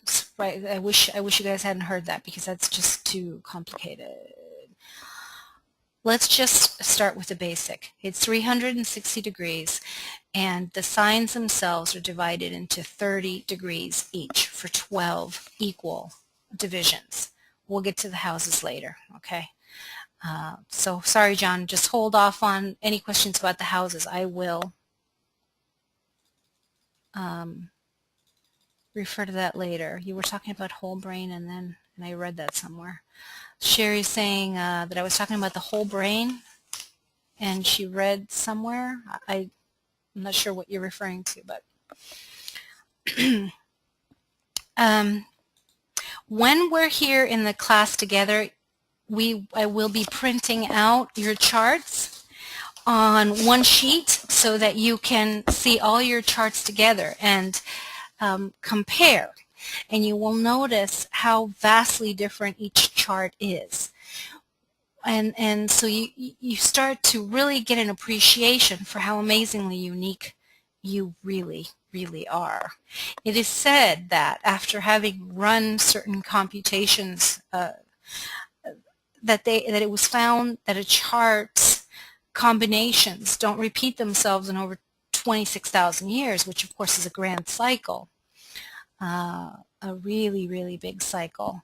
And some years ago I downloaded in a vision, dream, whatever you want to call it, that we are in this time span, at this moment in human history and evolution, what is referred to as the 2012 phenomenon, we are coming to closure on a cycle of 26,000 worth of incarnations. In other words, from the soul's perspective, we have been living one lifetime, one soul's evolutionary journey for 26,000 years, incarnated in and through many different personalities, individual personalities. So that has a tremendous implication, which is beyond this. I don't know why I went on that tangent. All right, getting practical, Sylvia. Tell me when I go too far out and bring me back, pull me back in. So the components of a natal chart. Hi, son. The components of a natal chart. The first thing you need to know is, according to William Shakespeare, or whoever really wrote his papers, all the world's a stage, and all the men and women merely players. They have their exits and their entrances, and one man in his time plays many parts. In astrology, we look at the planets as if there are parts, when in truth, we need to consider everything holistically. Yet, it is very difficult, for example, for the elephant to view the totality of itself if it were going to try to see its reflection in a mirror. So, using the metaphor of how there's a little, maybe one person describes the elephant's tusk and the other one the tail and the other the hide on a certain part of the body. The planets are representing and describing parts of ourselves. It's hard to know ourselves in our totality when we're viewing ourselves from the level in which we are experiencing ourselves day in, day out. So the chart affords us the ability to work with these different parts, but always keep in mind that it is one holistic unit. So that said, let's talk about the planets and what the planets really are. Using the symbolism of the stage, the drama of play, then the planets are what is happening in the birth chart. You can see that as the actor or actress. Okay, like I said, the pure archetype. It's the actor, and then comes the costume or the role that that actor / planet is playing. So the sign is how the planets are expressing themselves, the costume or the role. And finally, we have the houses where the action is taking place. It could be the setting or the scene. And last but not least, you have the aspects, which are the relationship between the planets, or the interaction, according to the script, between two actors or a whole bunch of actors and actresses on the set. So that is actually the easiest of metaphors to utilize when looking at the components of a natal chart. And the final piece is you are the activating principle at the very center of the chart. So as we study over the next 4 or 5 weeks what the components in your own chart, we're going to be taking a look at the planet and what the planet's pure energy is, and then how does that planet play itself out in your life according to the costume, the role, which is shown by the sign. And then we look at what the scenery is, what area of life, which is the house. And you see that there are 12 sectors. They each represent a different area of life. Each one of those is a different setting, concerned with a different set of issues in life. So again, these are ABCs, and eventually you can create entire storylines between all of the planets, the signs in the houses, and then the relationship. You will notice in your own charts, if you look down at your charts, that there are lines in between, in the middle circle. I want you to imagine that you're in the middle of that circle and that you are, imagine those lines as a web. You're the spider, you're the queen spider in the center of that web, at the core of that circle. And you can either play the role of this is your web, and you are now consciously sensitive to the frequencies and the energies and the ways that those planets are relating to each other at any given moment in time, which are the aspects, what we call the aspects, mathematical degrees of relationship between one aspect of psyche and another. Or you might be more like the person who is not the owner of its own web, but is kind of feeling caught in the web, like the next meal. So you might be feeling those same energies, those same lines of energy and frequencies, but feeling torn apart between different parts of your psyche, between different aspects of your psyche. So my goal is for you guys to understand those energetic relationships so that you get that you're at that center, you're at that wheel, you're getting to call the shots consciously. And not just of what is innate in you shown by all these planets, but also eventually master the art of the transits. Because the planets, as they transit around, will come and tug at some of these strings, these web pieces, and say, hey, it's time for you to work on this aspect or this part of your psyche. Okay, so that's how finally, actually what should be on here as well are the transits, because the planets, as I said early on tonight, continue to move around and around and around, and you're either in reaction or you are in free will conscious management of those energy forces. So as I said before, we act as if we are at the center and the planets are revolving around us, because everything is relative to our position, our life. So we act as if the earth is at the center, because the earth is our body, we are the earth. So we will also get in tune with the seasons of the earth.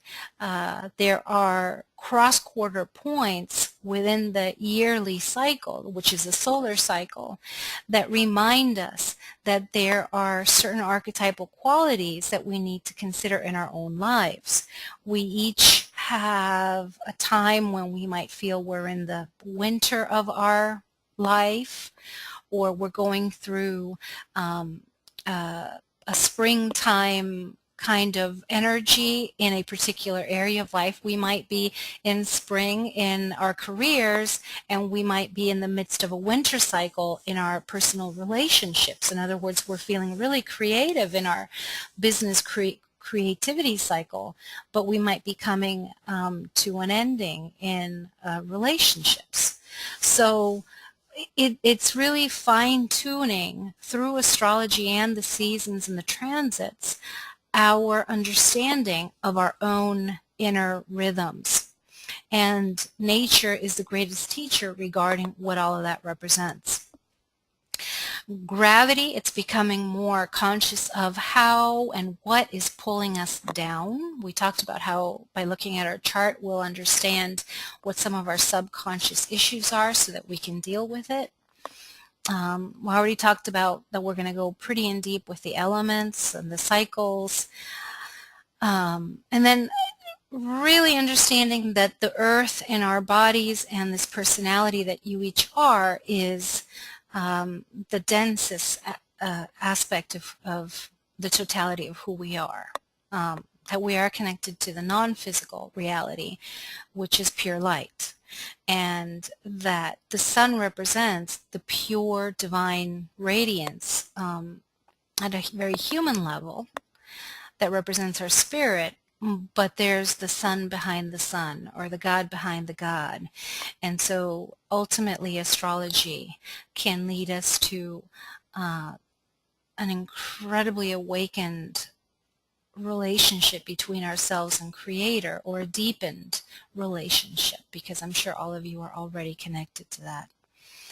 And because of that, we start to relate with other spheres in the Milky Way and other universes, and the proof of that is how astronomy is doing a fantastic job with its modern day instruments based on Hypatia's inventions that help us to see much further than what our ancestors may have been able to see. However, they did intuit these other places and dimensions of being without those physical measuring instruments. I was going to read you something, but I think I'm getting beyond the time, so I'm not going to read that. I'm going to invite you to seriously, if you don't already follow the lunar cycle, please start today. We had the new moon yesterday, the new moon in Aquarius. There are 8 phases of the moon where the sun lines up with the moon. The sun is spirit, the moon is soul. The sun plants or impregnates the moon as a vessel with its divine seed of consciousness and the energy and frequency of a particular sign through which the sun is traveling. Impregnates that energetic seed into the Mother Moon, and as she travels around Earth, she distributes that energy that she has been holding within herself from the sun. She distributes it to humanity and to Earth so that we can utilize it in some conscious and creative manner. So this is when we get to work with the lunar cycle, solely lunar cycle, in a much more conscious way. And the moon can become our ally in our deepest emotional healing work. Or, in the case of the majority of humanity, they are subconsciously reacting to emotional habit patterns that are unconscious and kind of are losing this opportunity. They're still dealing with it karmically, but a person that works with the phases consciously is actually clearing a lot of stuff and able to create, therefore, a lot of stuff much more powerfully. And just like we have teachings given to us by the seasons of spring, summer, fall, and winter, that we have those seasons within us taught to us by the earth and sun, so do we have a waxing or growing or yang cycle within our lives, and we have a waning or diminishing of the light, very yin and inward drawn in our lives. And so if we follow this roundabout of the moon and the lunar cycles, we start to understand our own inner rhythms, and we can become that much more forgiving of our moments, and that much more excited about some of the more creative ways that we use that energy.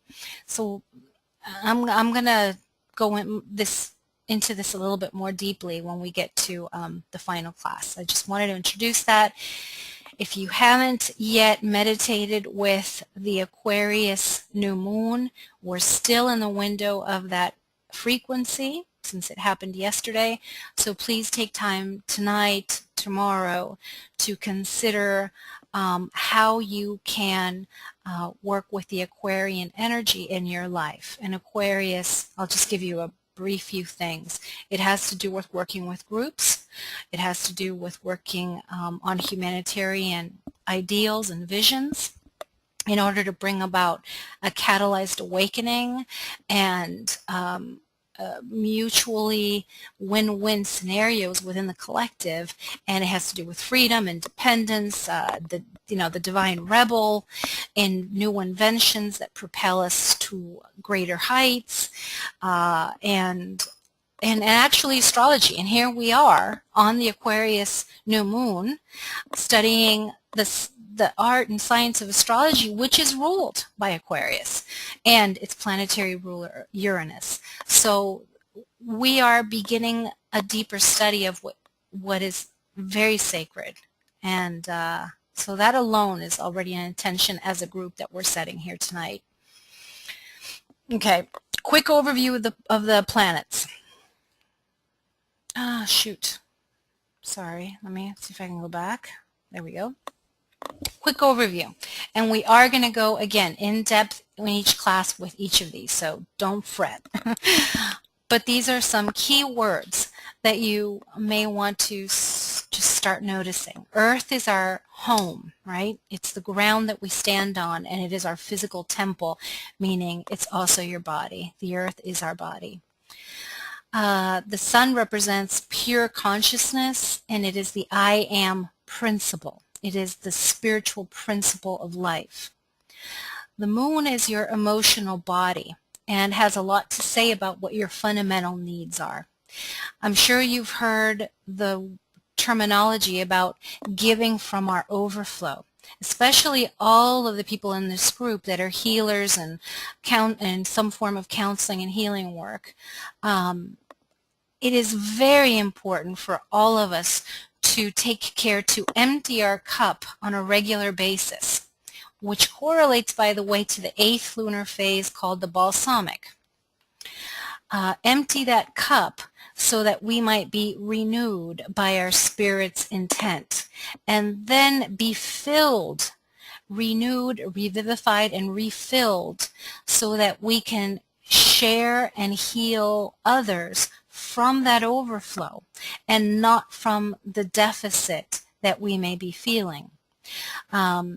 So we'll again talk more about that in the final class when we work on the water signs. The moon is the ruler of the sign Cancer, so water will be our final class.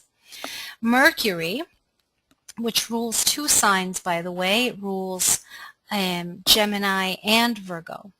Mercury, the planet, has to do with the mind and tells us a lot about our communication style and our preferred learning modes. So you've heard about some people are more auditory, some people are kinesthetic learners, some people are very visual learners.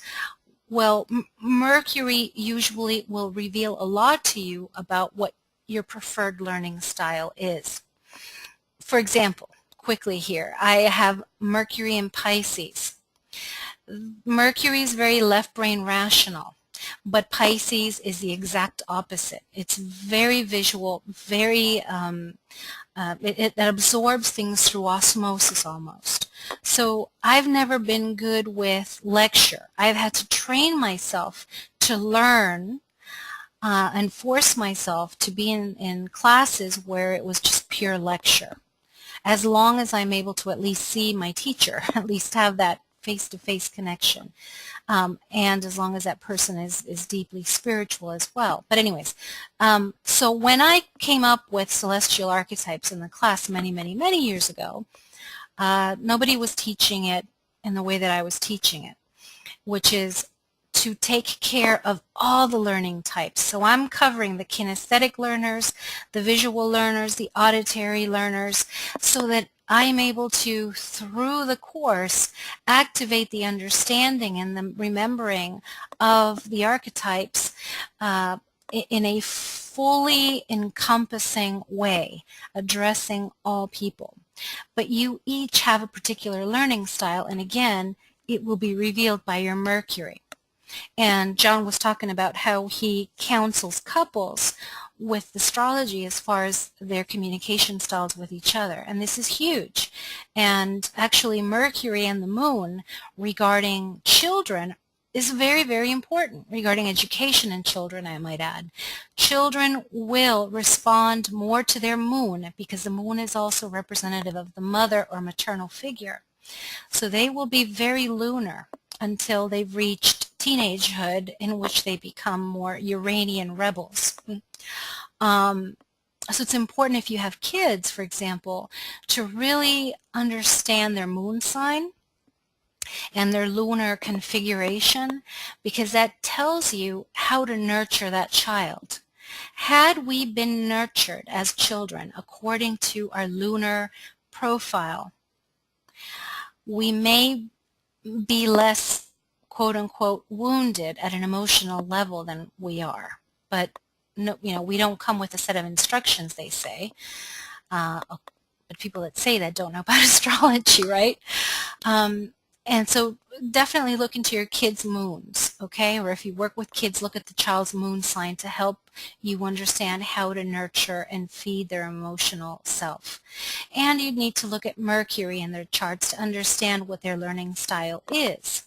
If only my vision of having astrologically based schools, which was my big, big dream, which I called Cosmic Child Schools, where teachers are trained in astrology, but particular the moon and Mercury in kids, I think we'd have a freaking awesome educational system. Anyways, I diverge. Venus is your love nature. It's the principle of the law of attraction. Mars is your creative action principle. It's very yang. Jupiter has to do with integration and expansion. Saturn tells us a lot about our boundaries and karma and is the principle of reality. The planet Uranus has to do with the unexpected and intuitive realm, the force of catalyzing change, which is very powerful as we move into the age of Aquarius. Uranus rules the next 2,000 years, or co-rules with Saturn, I should say.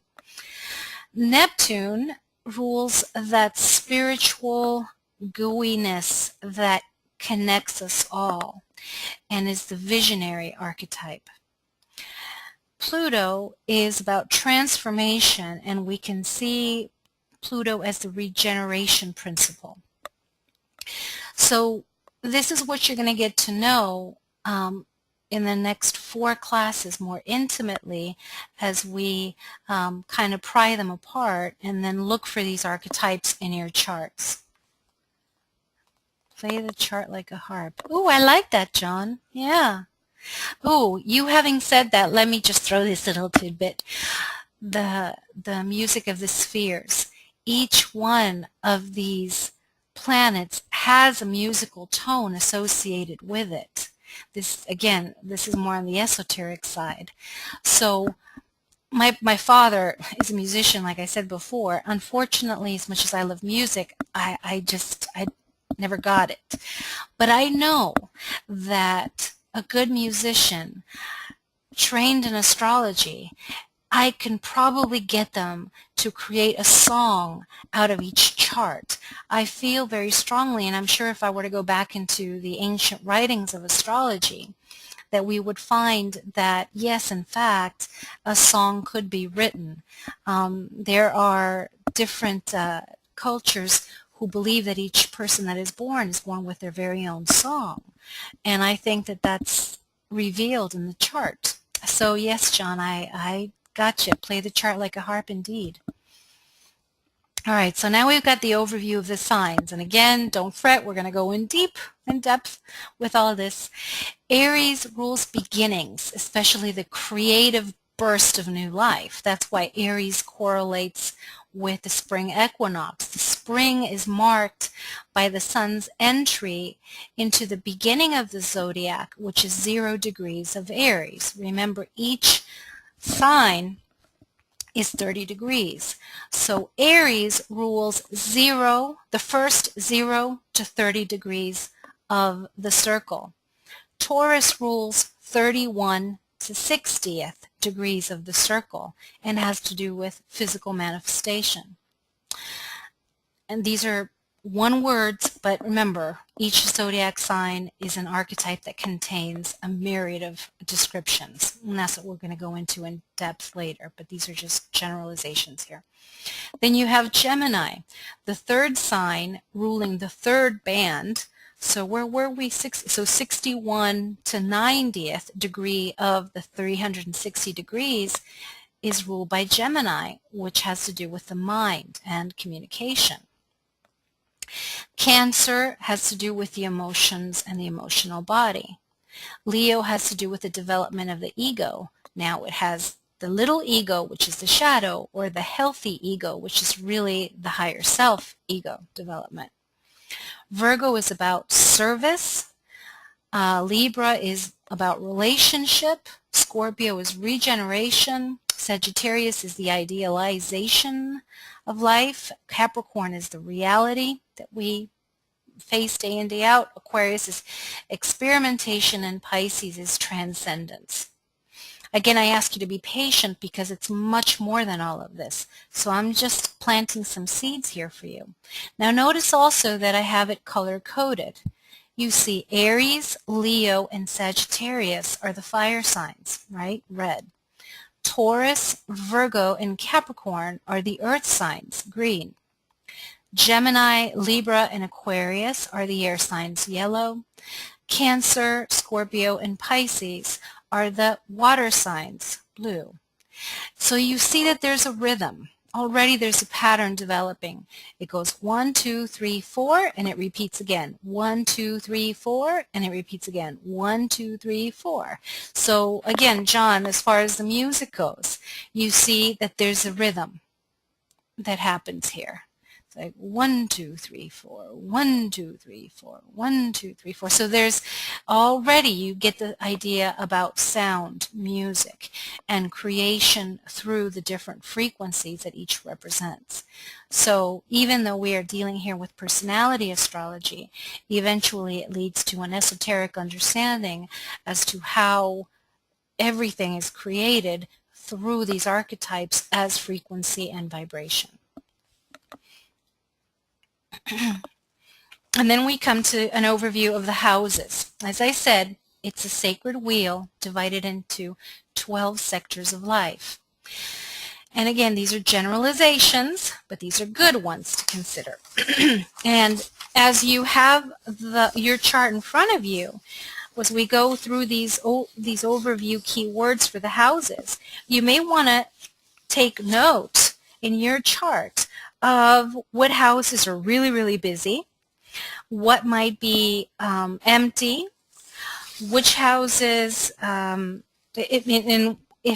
the wheel seems as if there's a concentration of planets along a certain portion of it. All of these are important factors to consider. Empty houses does not mean that you do not experience the affairs of that house.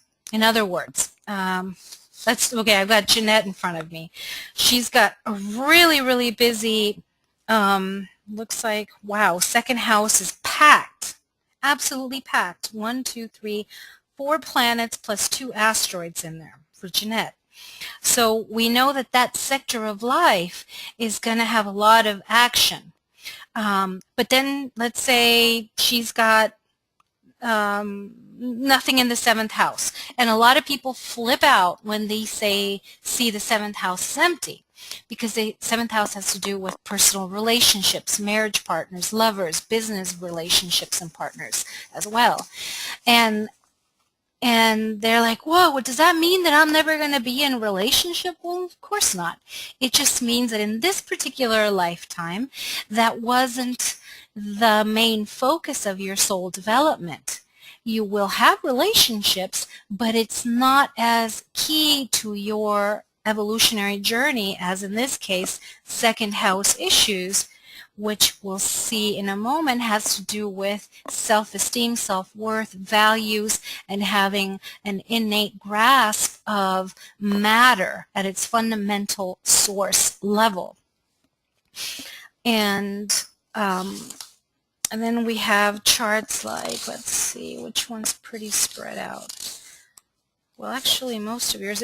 Cherie has planets everywhere. It's just a couple empty houses, yeah, a few of them, but her wheel is spread out everywhere. So there's a pretty even distribution around the entire circle. So there's a diversity of interests that it may not be as apparent in a chart like with Jeanette's, where there's a tremendous focus on the first quadrant, meaning if we were to divide the wheel into quarters, then this houses 1, 2, and 3 are considered the first quadrant. And then you have the 2nd quadrant composed of 4, 5, and 6, and so on. So I want you to pay attention to those little things. And we'll go into how the circle is divided in a moment. But let me just go back to the generalities of the houses, okay? So noticing which houses seem particularly busy in your charts, the first house has to do with how others see me, my image and outer personality, my filter to the outer world.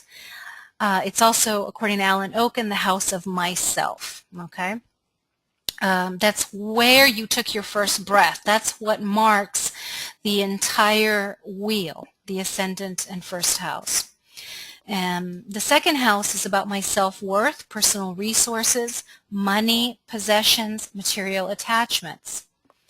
The 3rd house is networking, making connections in my immediate environment, learning and exchanging information, early childhood education. The 4th house, which you see here, is the foundation. Where's my pointer? Here's the 4th house, right? And you notice that that's at the foundation or bottom of the wheel. So that has to do with home and family, your psychological foundations, your private self, and your roots.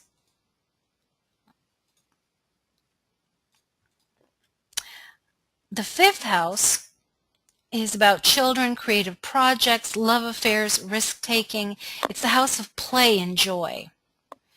The 6th house has to do with personal integration, physical and psychological health, day-to-day work and duties, and personal service.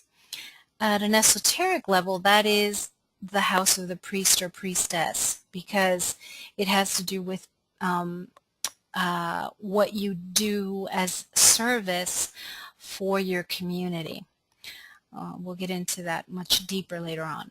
7th house here, so we reach another one of the angles of the wheel. Okay, it's kind of like this.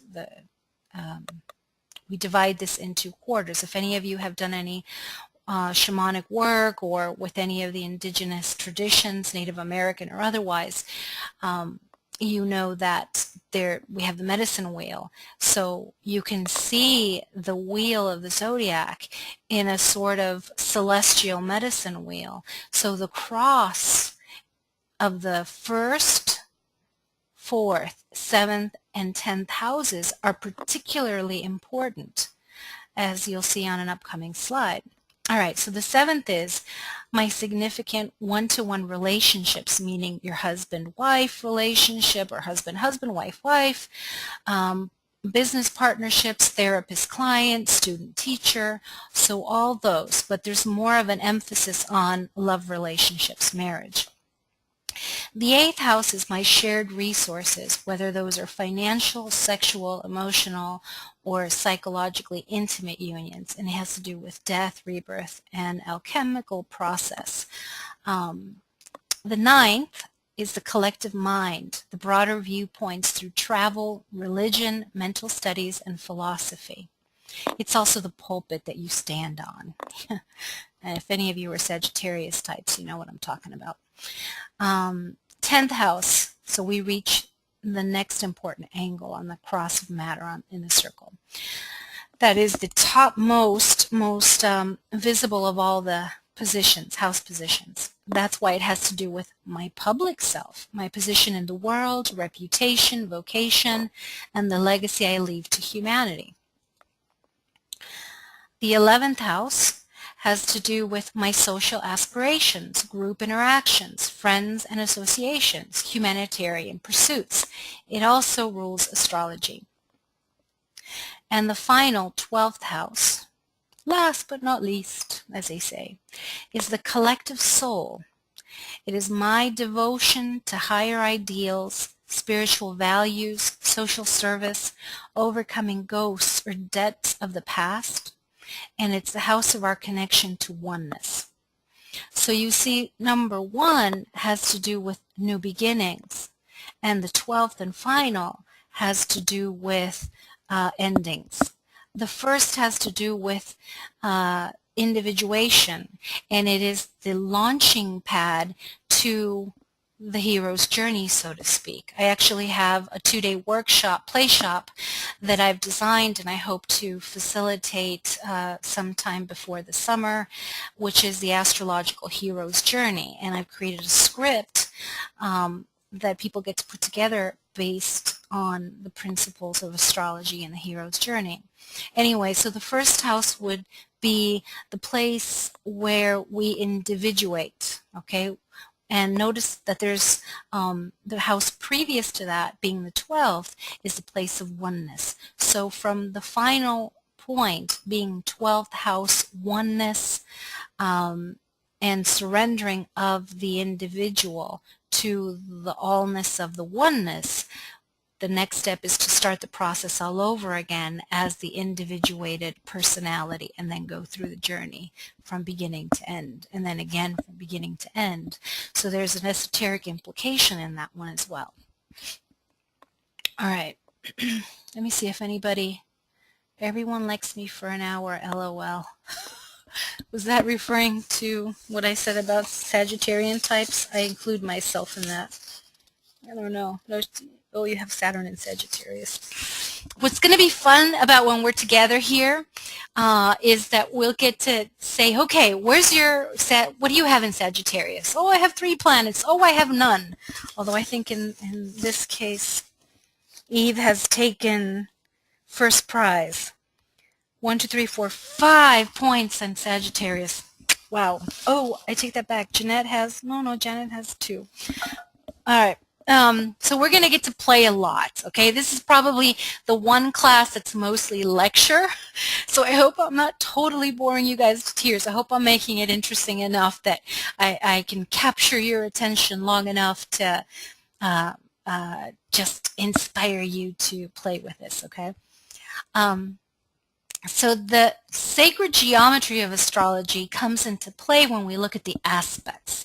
And actually, I think this one will be better to play when we're together physically so that we can take some string and see what this feels like. We're going to be creating a wheel on my living room floor, a life-size wheel, and we're going to play with this so you get this physically and kinesthetically. But in any case, the aspects are those measurements that we take between one planet and another. And we say, oh, these 2 planets are sharing the same space. It's called a conjunction, when there's no degree of separation between them. So you have a conjunction of energies, which means a marriage of the energies represented by those 2 planets. Now that could be a happy marriage or an uncomfortable marriage, depending on the nature of those 2 two planets. For example, Mars and Venus conjunction is really yummy. I mean, Mars is sexuality and the masculine thrusting, go get what you want energy, right? And Venus is the goddess of love and sensuality and beauty, and has to do with the principle of attraction. So when you have these two planets together, it can get pretty saucy, and it's nice to have that. But then if you have a conjunction between planets that have a kind of an antagonistic qualities to them, then it gets uncomfortable. For example, Jupiter is about expansion and growth, and it's just so freaking optimistic. It's just bursting at the seams with this sense of, oh, everything is going my way and nothing can get me down. But let's say it's in conjunction with Saturn, and Saturn's like standing there with its arms crossed across his chest going, yeah, right, buddy. There's a lot of boundaries here that I'm going to have to put around all this optimism of yours because there is just no way that life is that happy and grand. You're going to have to deal with the karma. So you've got those two energies standing together in this conjunction. And, well, that's a little tough, you know, as you can imagine. And we'll find out if any of you have either of those two kinds, and we'll find ways of dealing with it. And so the sextile and the trine, the sextile being 60 degrees apart and trine being 120 degrees apart, they're what we call soft aspects. They're easier to deal with. It's kind of like two buddies that help support each other in some pursuit of action. Whereas the square and the opposition are known as the hard aspects because they're more challenging. You see that the square is 90 degrees, and I hope you guys remember your geometry classes from high school or middle school, whatever it was. And the opposition was, as it implies, totally opposite, 100 degrees apart from each other. So you've got this oppositional tug of war going on that you're involved with between two energies that are push-pull, push-pull, push-pull. And when that happens, sometimes we don't know what to do, what side to take, until we're able to come to a point of synthesis and actually turn the opposition into sort of what a conjunction might feel like, a cooperation between these opposing warring forces. And that's where your free will at the center of the wheel, tugging on all these lines of energetic interaction, comes in really handy. Instead of feeling victimized by some of these challenging positions, you get to understand them and deal with them more efficiently when you're aware of them. So does that make sense to all of you guys? Let me know if that all makes sense. And like I said, we're going to maybe do a little piece here that when we meet to get a better feel for this. And then also just generally, we have something called orbs, because astrology is sacred math. It is sacred geometry. And therefore, these aspects, conjunctions, sextiles, square, trine, opposition, those are the major aspects. There are some minor ones which we're not going to study right now. They can be more exact or less exact. So their orb of influence depends upon how mathematically exact they are. So you might have an opposition that is exactly 180 degrees apart. So the orb is, it's just pretty exact. But let's say that the opposition is, I don't know, 170. Well, that's kind of wide. That's a 10-degree orb from exact. So it's not as strong as if it were 178 or 183. So in astrology, we have to determine how wide or tight do we go as far as orbs go with the aspects. The closer they are, the tighter the orb, the more precise and strong the influence of that geometrical relationship. And finally, we have applying versus separating. So it's either applying, meaning the energy of an opposition is building up towards exact, or it's coming up and it's building in strength. Let's say you have the opposition is actually 175 degrees between two planets. It is applying, it is building in strength. But if it's 185 degrees between two planets, then the energy is separating, or it's waning in strength. It's not as strong as an applying aspect. But I have a disclaimer for that. Try to tell that to somebody who's dealing with Pluto, to their sun or their moon in their chart's transit of the planet Pluto, which has to do with death, rebirth, destruction in order to rebuild and rebirth something new, to a personal planet like the moon, which is the emotional body, or their sun, which is their identity, their sense of self. You know, applying and separating, sure, you may breathe a sigh of relief when it starts to separate or wane, but you still feel it. It's still pretty powerful. So we'll talk more about all of that too, but I hope that that's pretty clear as far as the overview goes. How am I doing on time? 9:34. Okay. Are you guys okay with about half an hour more? Okay, awesome. Well, I got one yes, 2 yeses, 3 yeses. I just need 2 more. Yes, Nellie. Huh? Yes. Okay, good. Good. Yay, yay. Once I start, it's hard for me to stop. I've been known to go to 1 o'clock in the morning, but I'm not going to do that this time because I really got major burnout before. So I want to make sure that you guys also don't get burnt out with all of this. So I just wish we had 13 weeks instead of the 4, but we'll do that next time, I guess, whenever. All right, the wheel. We start from, remember I said holistic. Thank you, guys. So we start with this wholeness. We are not separate. Everything that is one. That's as basic metaphysical 101 as it gets, right? So that's what this circle represents. It's the allness existing as the one. And so from this place of oneness comes the first apparent dividing line in the wheel, and therefore the concept of separation, the illusion of separation. And so the wheel becomes separated into the above and the below. All right. So if you were to look at your charts now and say, here's I've got a lot of planets on the top half of the wheel.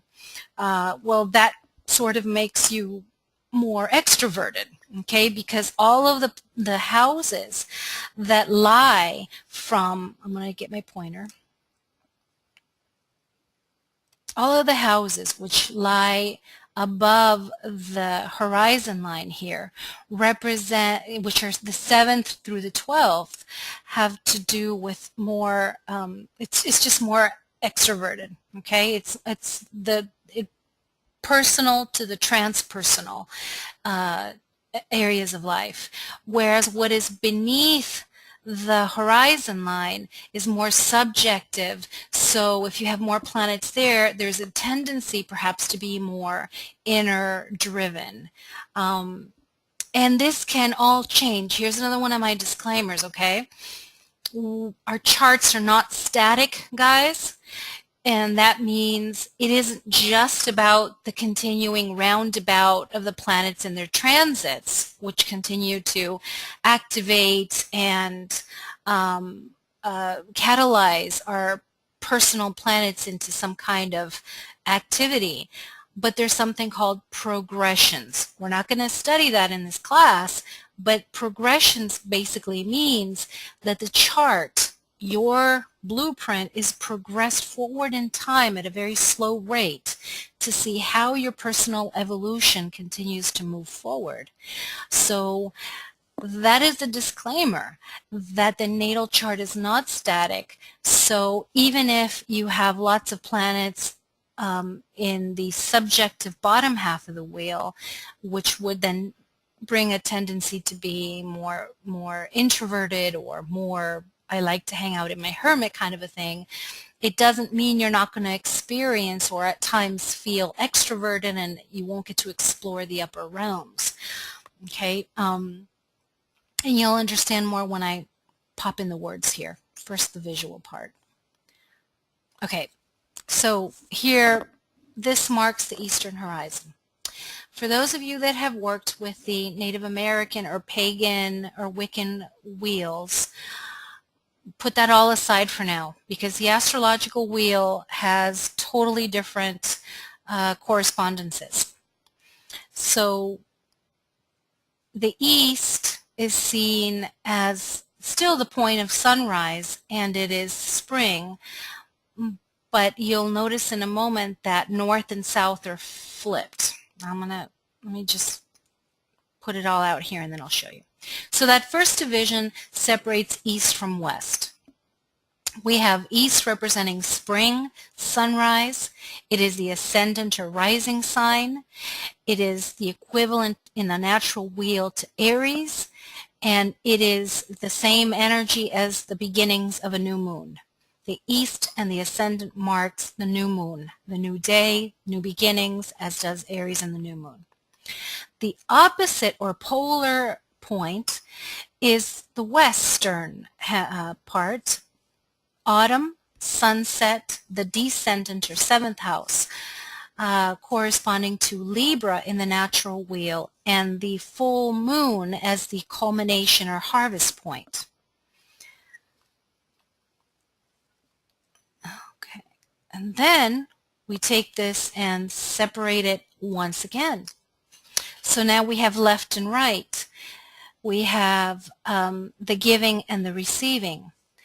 And that is that would be what we see as the top point is the south. You see how it's flipped over from the regular wheels, right? It corresponds to winter, noon, the midheaven. It's called the midheaven or 10th house. Natural wheel ruler is Capricorn, and it corresponds to the last quarter moon.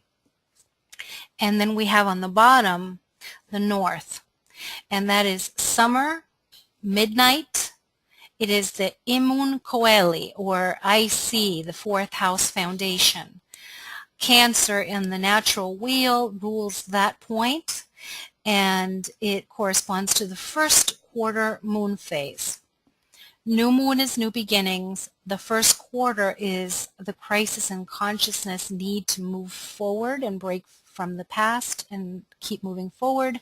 The full moon is the illumination or culmination point of a cycle, and the last quarter moon has to do with preparing for closure and therefore releasing the final activity of the cycle that was started at the new moon so that it can come to the closure at the next cycle, at the next phase, which is the balsamic.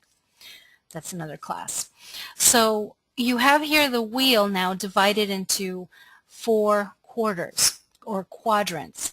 So you might also then look, do you have not only more planets above or below the horizon line, but maybe more on the right or more on the left? Do you have a majority of planets in a particular quadrant, or are they pretty evenly spread out? Let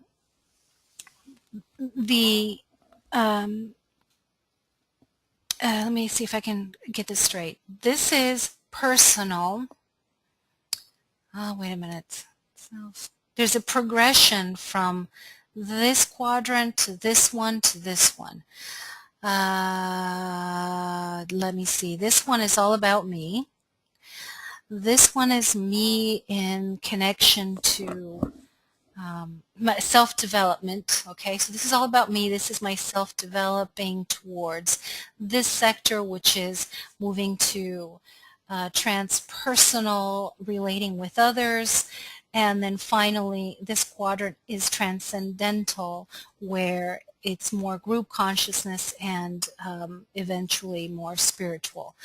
So those quadrants will reveal something about your spiritual evolution as well. And what else I want to say about this piece? A way to check yourself for if the chart is cast correctly.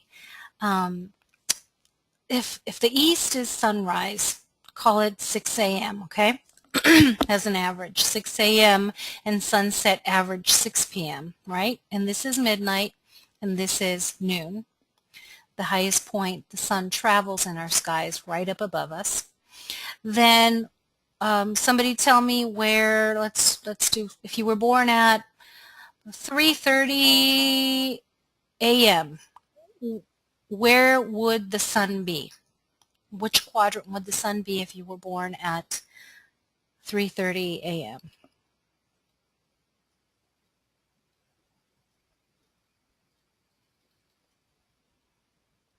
Wait, this is 1, 2, 3, 4. Anybody else? 1, 2, 3, 4. I don't know. I should have put numbers so that I could actually make sure you guys are counting the same. What's S, John?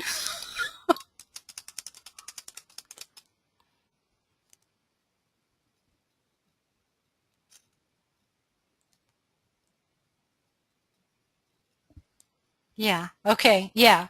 Right. But I was just wondering what fourth. I was just wondering what S means. Oh, south. Okay, I think that's what he's... Okay, yeah, I'm sorry. Correct. Yes, I got it just as you said that. So, duh, Sylvia. Okay, very good. All right, so you get the idea of how the timing works, too.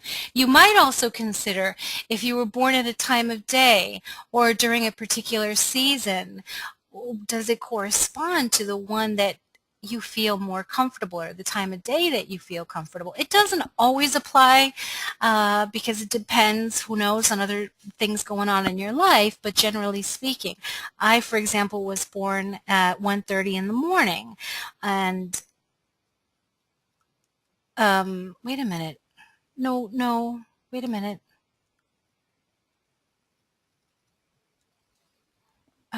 What am I thinking here?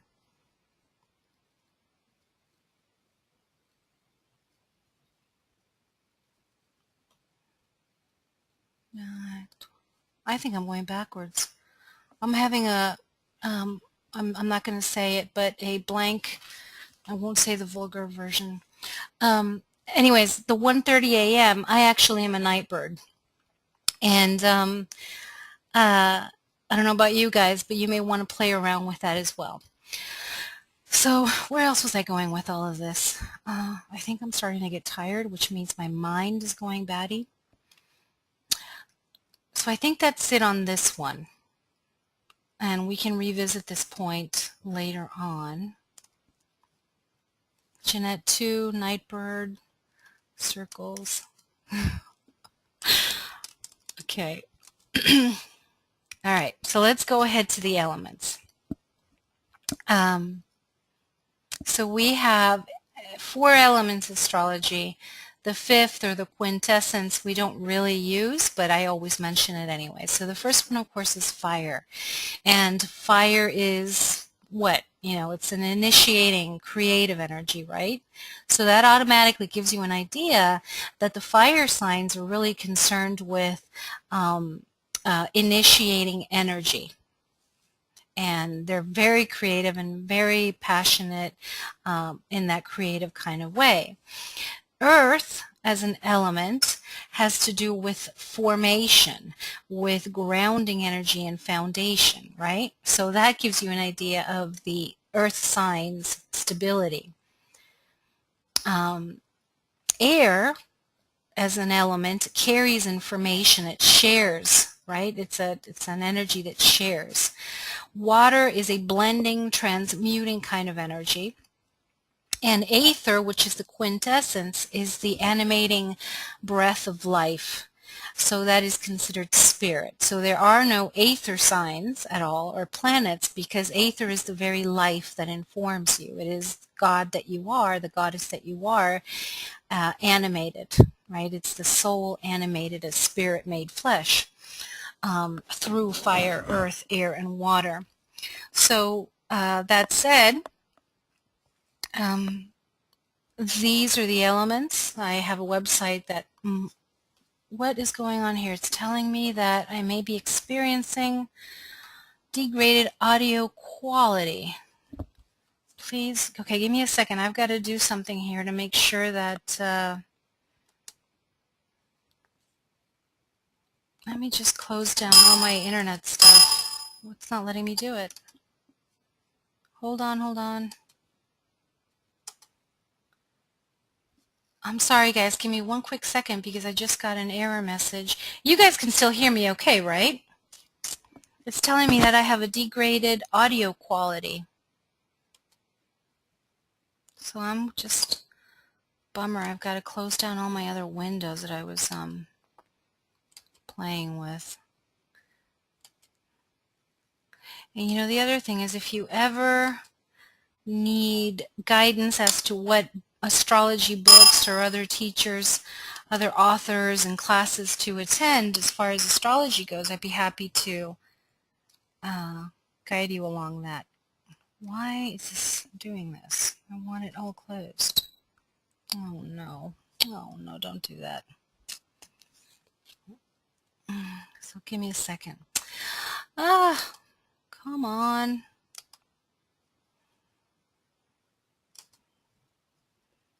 Nope, I want it on the other end. Okay, I hope that works. Yes, satiety. All right.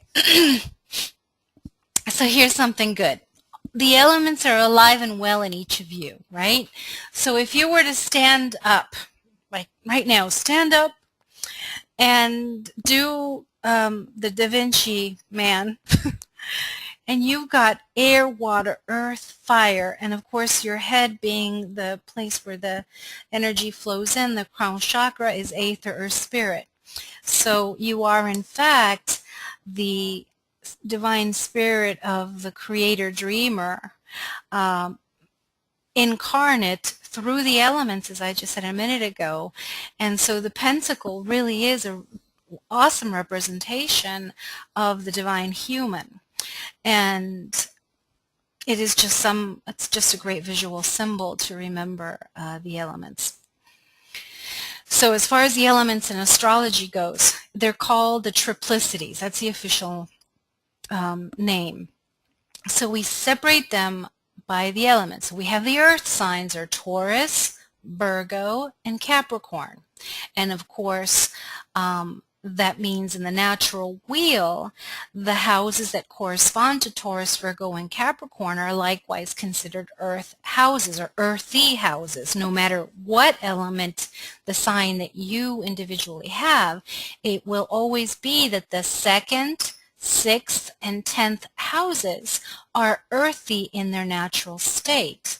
That's why the 2nd house, which corresponds to Taurus, has to do with values and money. And so exoterically and at a mundane level, that is your bank account. It's Wachovia or your credit union or whatever. But on an inner level, it has to do with your inner bank account. And I will have a little assignment for you guys when we do the Earth class, so that you're going to take an inventory of your innate gifts, talents, and abilities, and you'll learn about the inner relationship between your inner bank account and the outer one. And what does it really mean to put things in circulation, money or gifts, and what your return on the investment is. So that's just an example. With Virgo, that's the 6th house, And so if you were to have planets in the 6th house, it's going to reveal a lot about the Earth, the aspect of health, which is the 6th house issue, or Capricorn, which is your legacy to the world, and it's your reputation, your good name. That's an Earth house, and what's your legacy to the Earth that you're leaving behind you, the next 7 generations and beyond. So just, again, kind of seeds for you to play with until we get to the Earth class. The water signs are Cancer, Scorpio, and Pisces. And then we have air, which should be yellow there, Gemini, Libra, and Aquarius. And the fire signs are Aries, Leo, and Sagittarius. So another piece to look at is, as I have here, note your sun and moon and rising signs. So take it seriously. We can do this now. Is what element is your sun sign? What element is your moon sign, and what element is your rising sign or ascendant? Because those 3 points, sun, moon, and rising or ascendant, are the most important points in the chart. The sun being your spirit, the essence of your being, so the element of your sun sign. The moon being your soul, memory, and how you nurture yourself as well as your karma, the element for that. And the rising sign having to do the way that you filter everything else through that energy and elements and frequency. So you may want to simply notice those 3. And then also what we're going to do at some point is to do a tabulation to see if you're balanced between all of the elements, or if there's somewhat of an imbalance, noticing if there is a sign that is lacking or weak. I think I did this actually for you guys. I did it. I can tell you right off the bat, but I kind of wanted you guys to work it through. How about this? As home play for next week, I want you guys to tabulate it. And for you to do that and not be thrown off by certain points, I'm actually going to resend you your charts without the asteroids and without the part of fortune. Is it in there? Yeah. I don't want you to count Chiron and the asteroids. So I'm going to resend you the charts tomorrow. And then I want you to tabulate, in other words, count how many planets do you have in earth, fire, air, water, and see how you feel about your elemental distribution. Keeping in mind that fire tends to be creative, very yang, and imagine what the element of fire feels like. Okay, air, which is more mental, rules, communication, and thoughts and ideas. So if you have predominant air, then you're much more mental or intellectual type.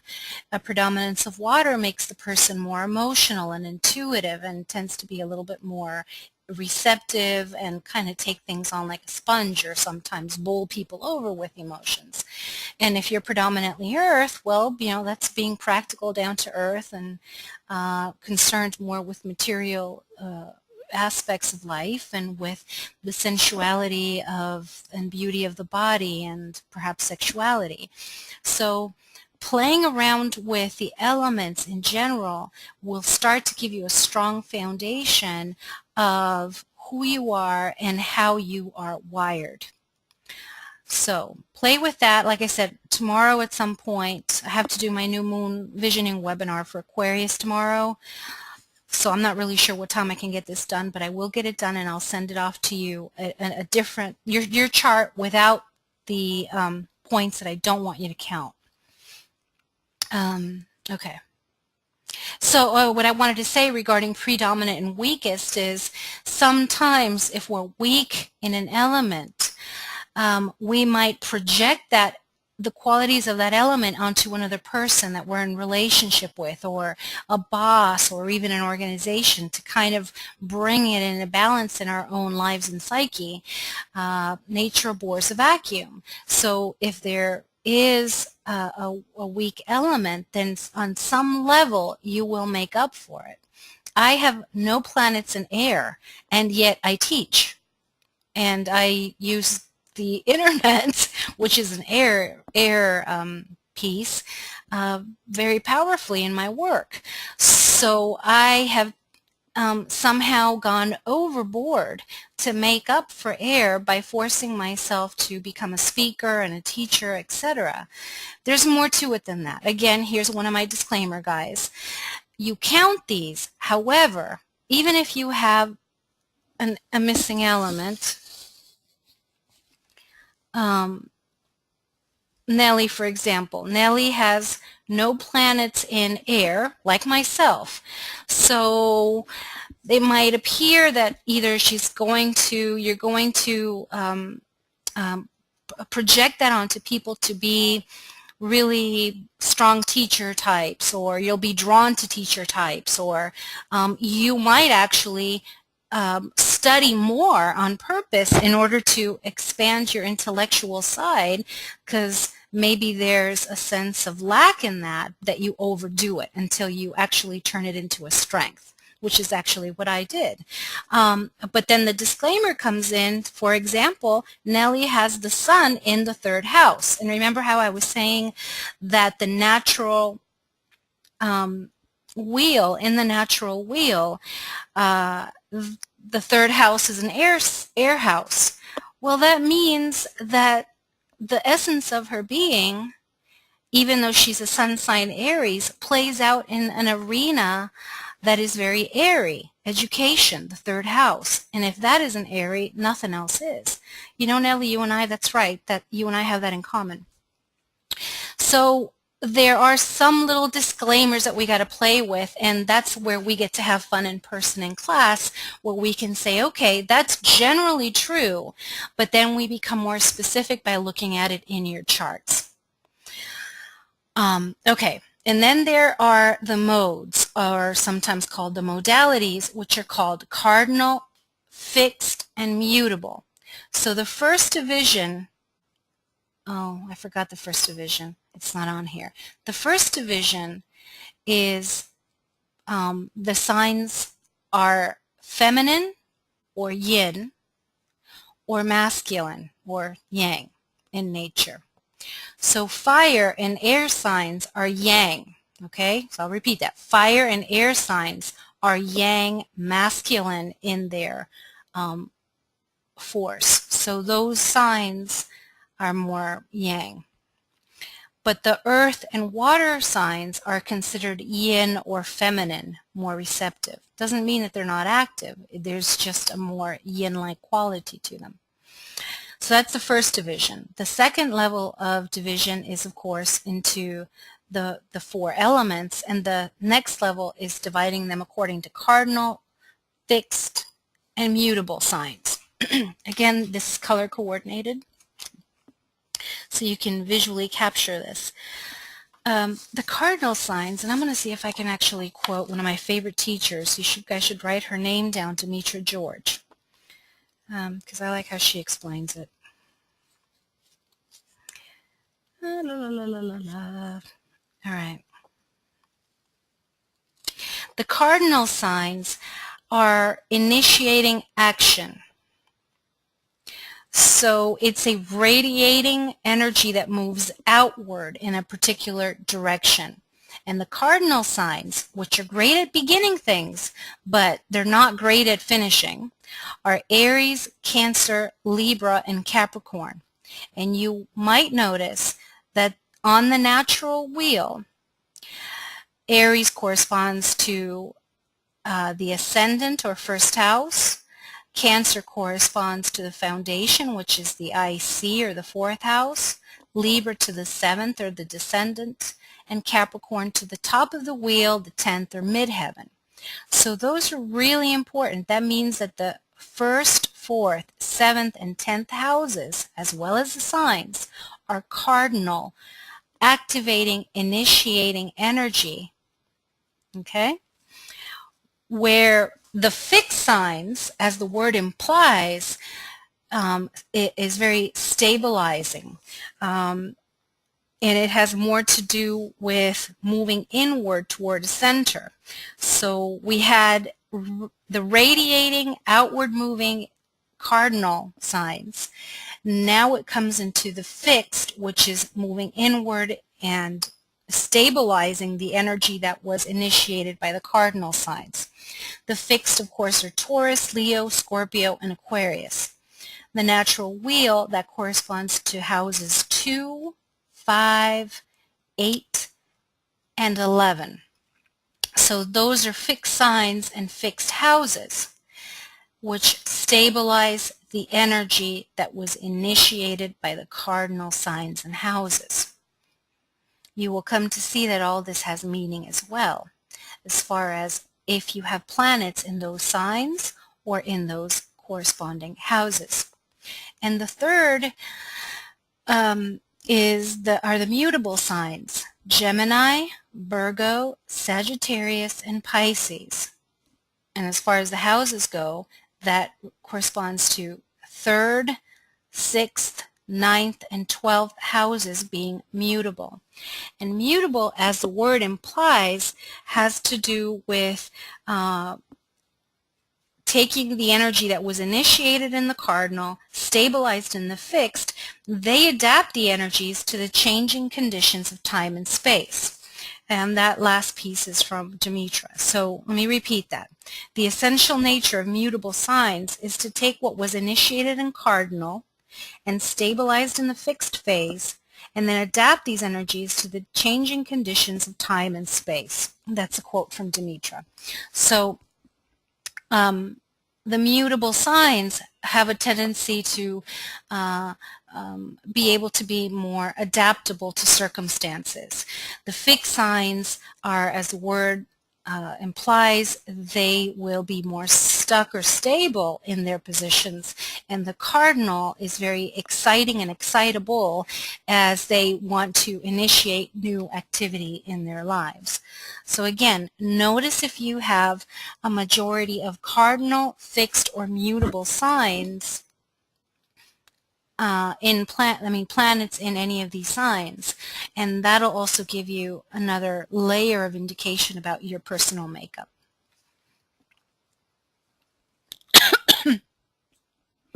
I wish I had water. Marcus always gives me water for my classes, and he's still feeling sick, and so I guess he forgot. Hopefully you guys will meet him next week. All right. So we need to move from the idea of duality to dancing in between and synthesizing the polarity. Instead, not to consider it from the dualistic separative position, but to see it as a polarity which can work together in a harmonious manner. So all of the signs are not just put together in groups of like energy, such as the 3 fire signs and the 3 earth signs, or the 4 cardinal signs and the 4 mutable signs, but they're also put together by polarity. So you have Aries and Libra, obviously polarity meaning opposite. You know, opposites attracts comes from this, Aries and Libra. And I realized that if you synthesize the energies of these 2 polar opposites, you get the path of identity and relationship. This is about myself and you. So it isn't me or you, which would be a dualistic stance to take, but it's about you and me and the relationship we form in that dance of polarity. So you are at the center of all of these apparently dualistic positions. Then the next pair is Taurus and Scorpio, which is a path of resources and alchemy. If Taurus is the manifestation at the level of matter, Scorpio is the source energy that gives form to what is manifest in physical, tangible Taurus. The third polarity is Gemini and Sagittarius, which is the path of teaching and beliefs. So both these signs are related to education, higher and lower education, early childhood education and expanded spiritual education, or college level courses, as well as the beliefs that come about from that. The next polarity is Cancer and Capricorn, which is the path of family and tradition. So here you have Cancer at the bottom, the foundation of the chart, and Capricorn at the top.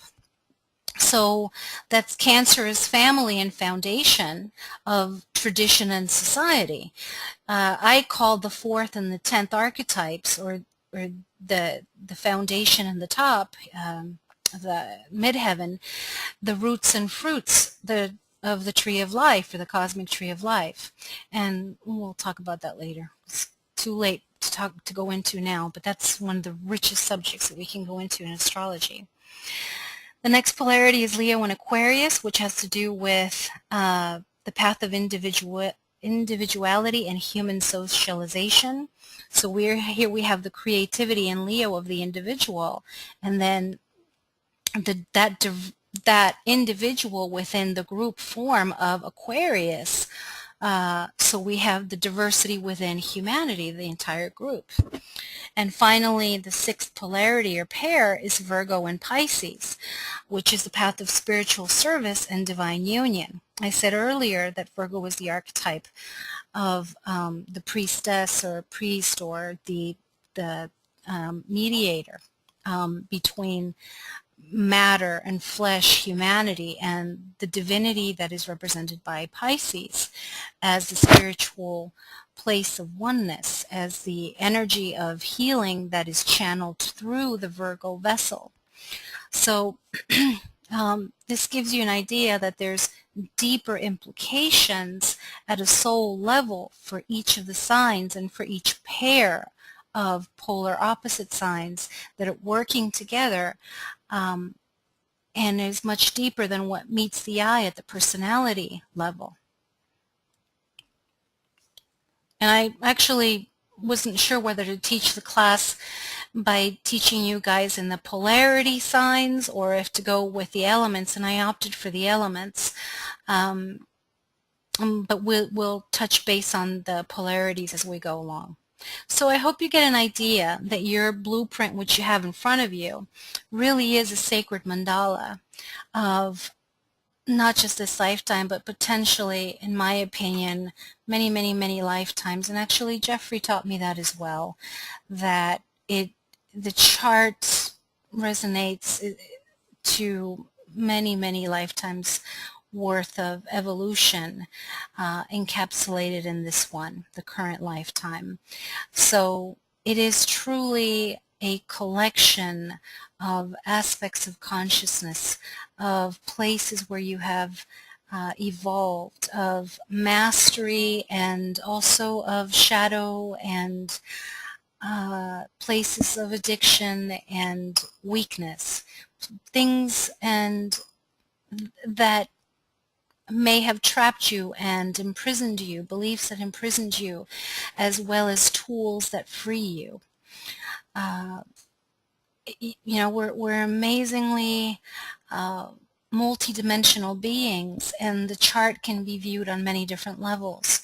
At the basic personality level, noticing our weaknesses and our shadows, like I said, and then moving from that level to interpreting the chart with its innate levels of genius and creativity and conscious creation tools. And then the third level, which is the highest possible spiritual level of consciousness. So as you study, you will see the many levels that the chart can be used to interpret who you are in your multidimensionality. And that's the Big Bang. So we will definitely go through a cosmic voyage in just 4 days after this one. How we're going to do it, I don't know, but we're going to make do, and then hopefully you guys will be lit up enough that we'll want to play more in other ways together. And I guess that, yeah, that's it as far as all that. So now what I want to do, first of all, is let me look at the time. Okay, not bad, 10:11. So now I want to know if any of you have any questions or comments before we close this webinar version of the class. Oh, did I tell you what you need to do? Yeah, for next week. Remember, I'm going to email you your charts without the asteroids so that you can do your elemental distribution, and then we'll talk about that at the first official in-person class. You will bring some food or drink to share that is either fiery in nature. Think about fire, the element and the qualities of fire, and translate that into some food or snack or beverage to share. Or if you want to do Aries, Leo, or Sagittarius, and you know a little bit about those signs, they're all fire signs. I gave you some keywords, very few, but enough that maybe you can get your imagination going, and bring food related to one of the signs. So I guess, is that about it? Yeah, we meet from 7 to 10:30, and you all have my address. And I don't know, was there, so I guess that's it on my end. Tell me if you guys want me to unmute you so you can ask a question. Is there, I don't know if you guys can raise your hands in this one. I guess not.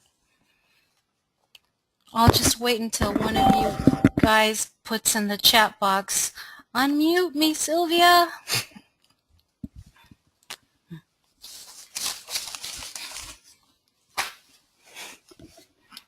Ouch.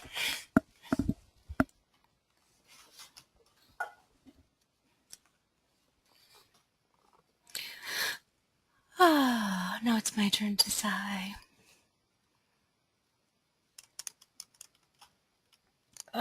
What's not true? I'm going back. Don't listen to them. Sounds true to me too. I'm a night bird. It looks like there was a conversation going on, and I have no idea what you guys are talking about here. Anyways, oh, okay. What I see a lot of stuff that I missed. Will you give us copies of the slides? No, I don't actually do that, but if there are any slides that you want a copy of, like individual slides, yes. Okay, so Eve's saying, my daughter woke up from a nightmare. Don't know if y'all will be here when I get back. Thank you so much. Oh, I don't know. I guess that was earlier. John says, window into the holographic universe. Somebody, oh, Nelly said tequila, firewater. Hey, why not? Let's do some margaritas. Yeah. I've never had, is it pronounced absinthe? Okay, it was a wonderful packed class. Thank you so much. You made it a lot of fun. Oh, good, I'm glad.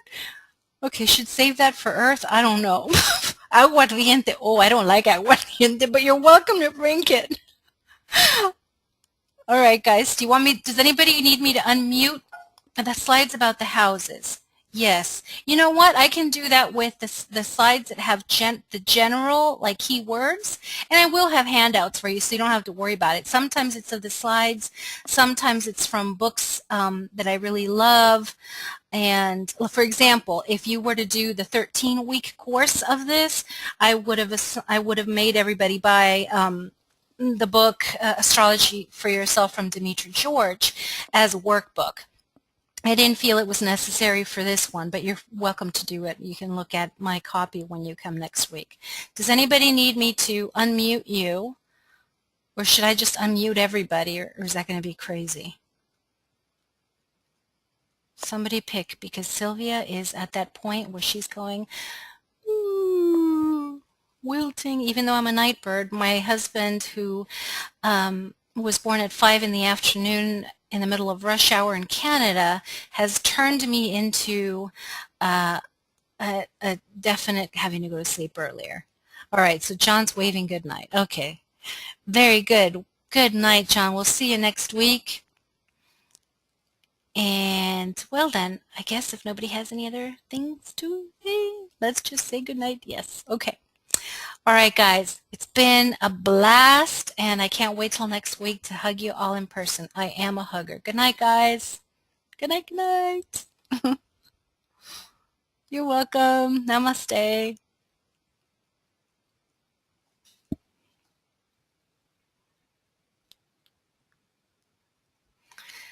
And this is Silvia Pancaro, Moon Coach, signing off. stop this?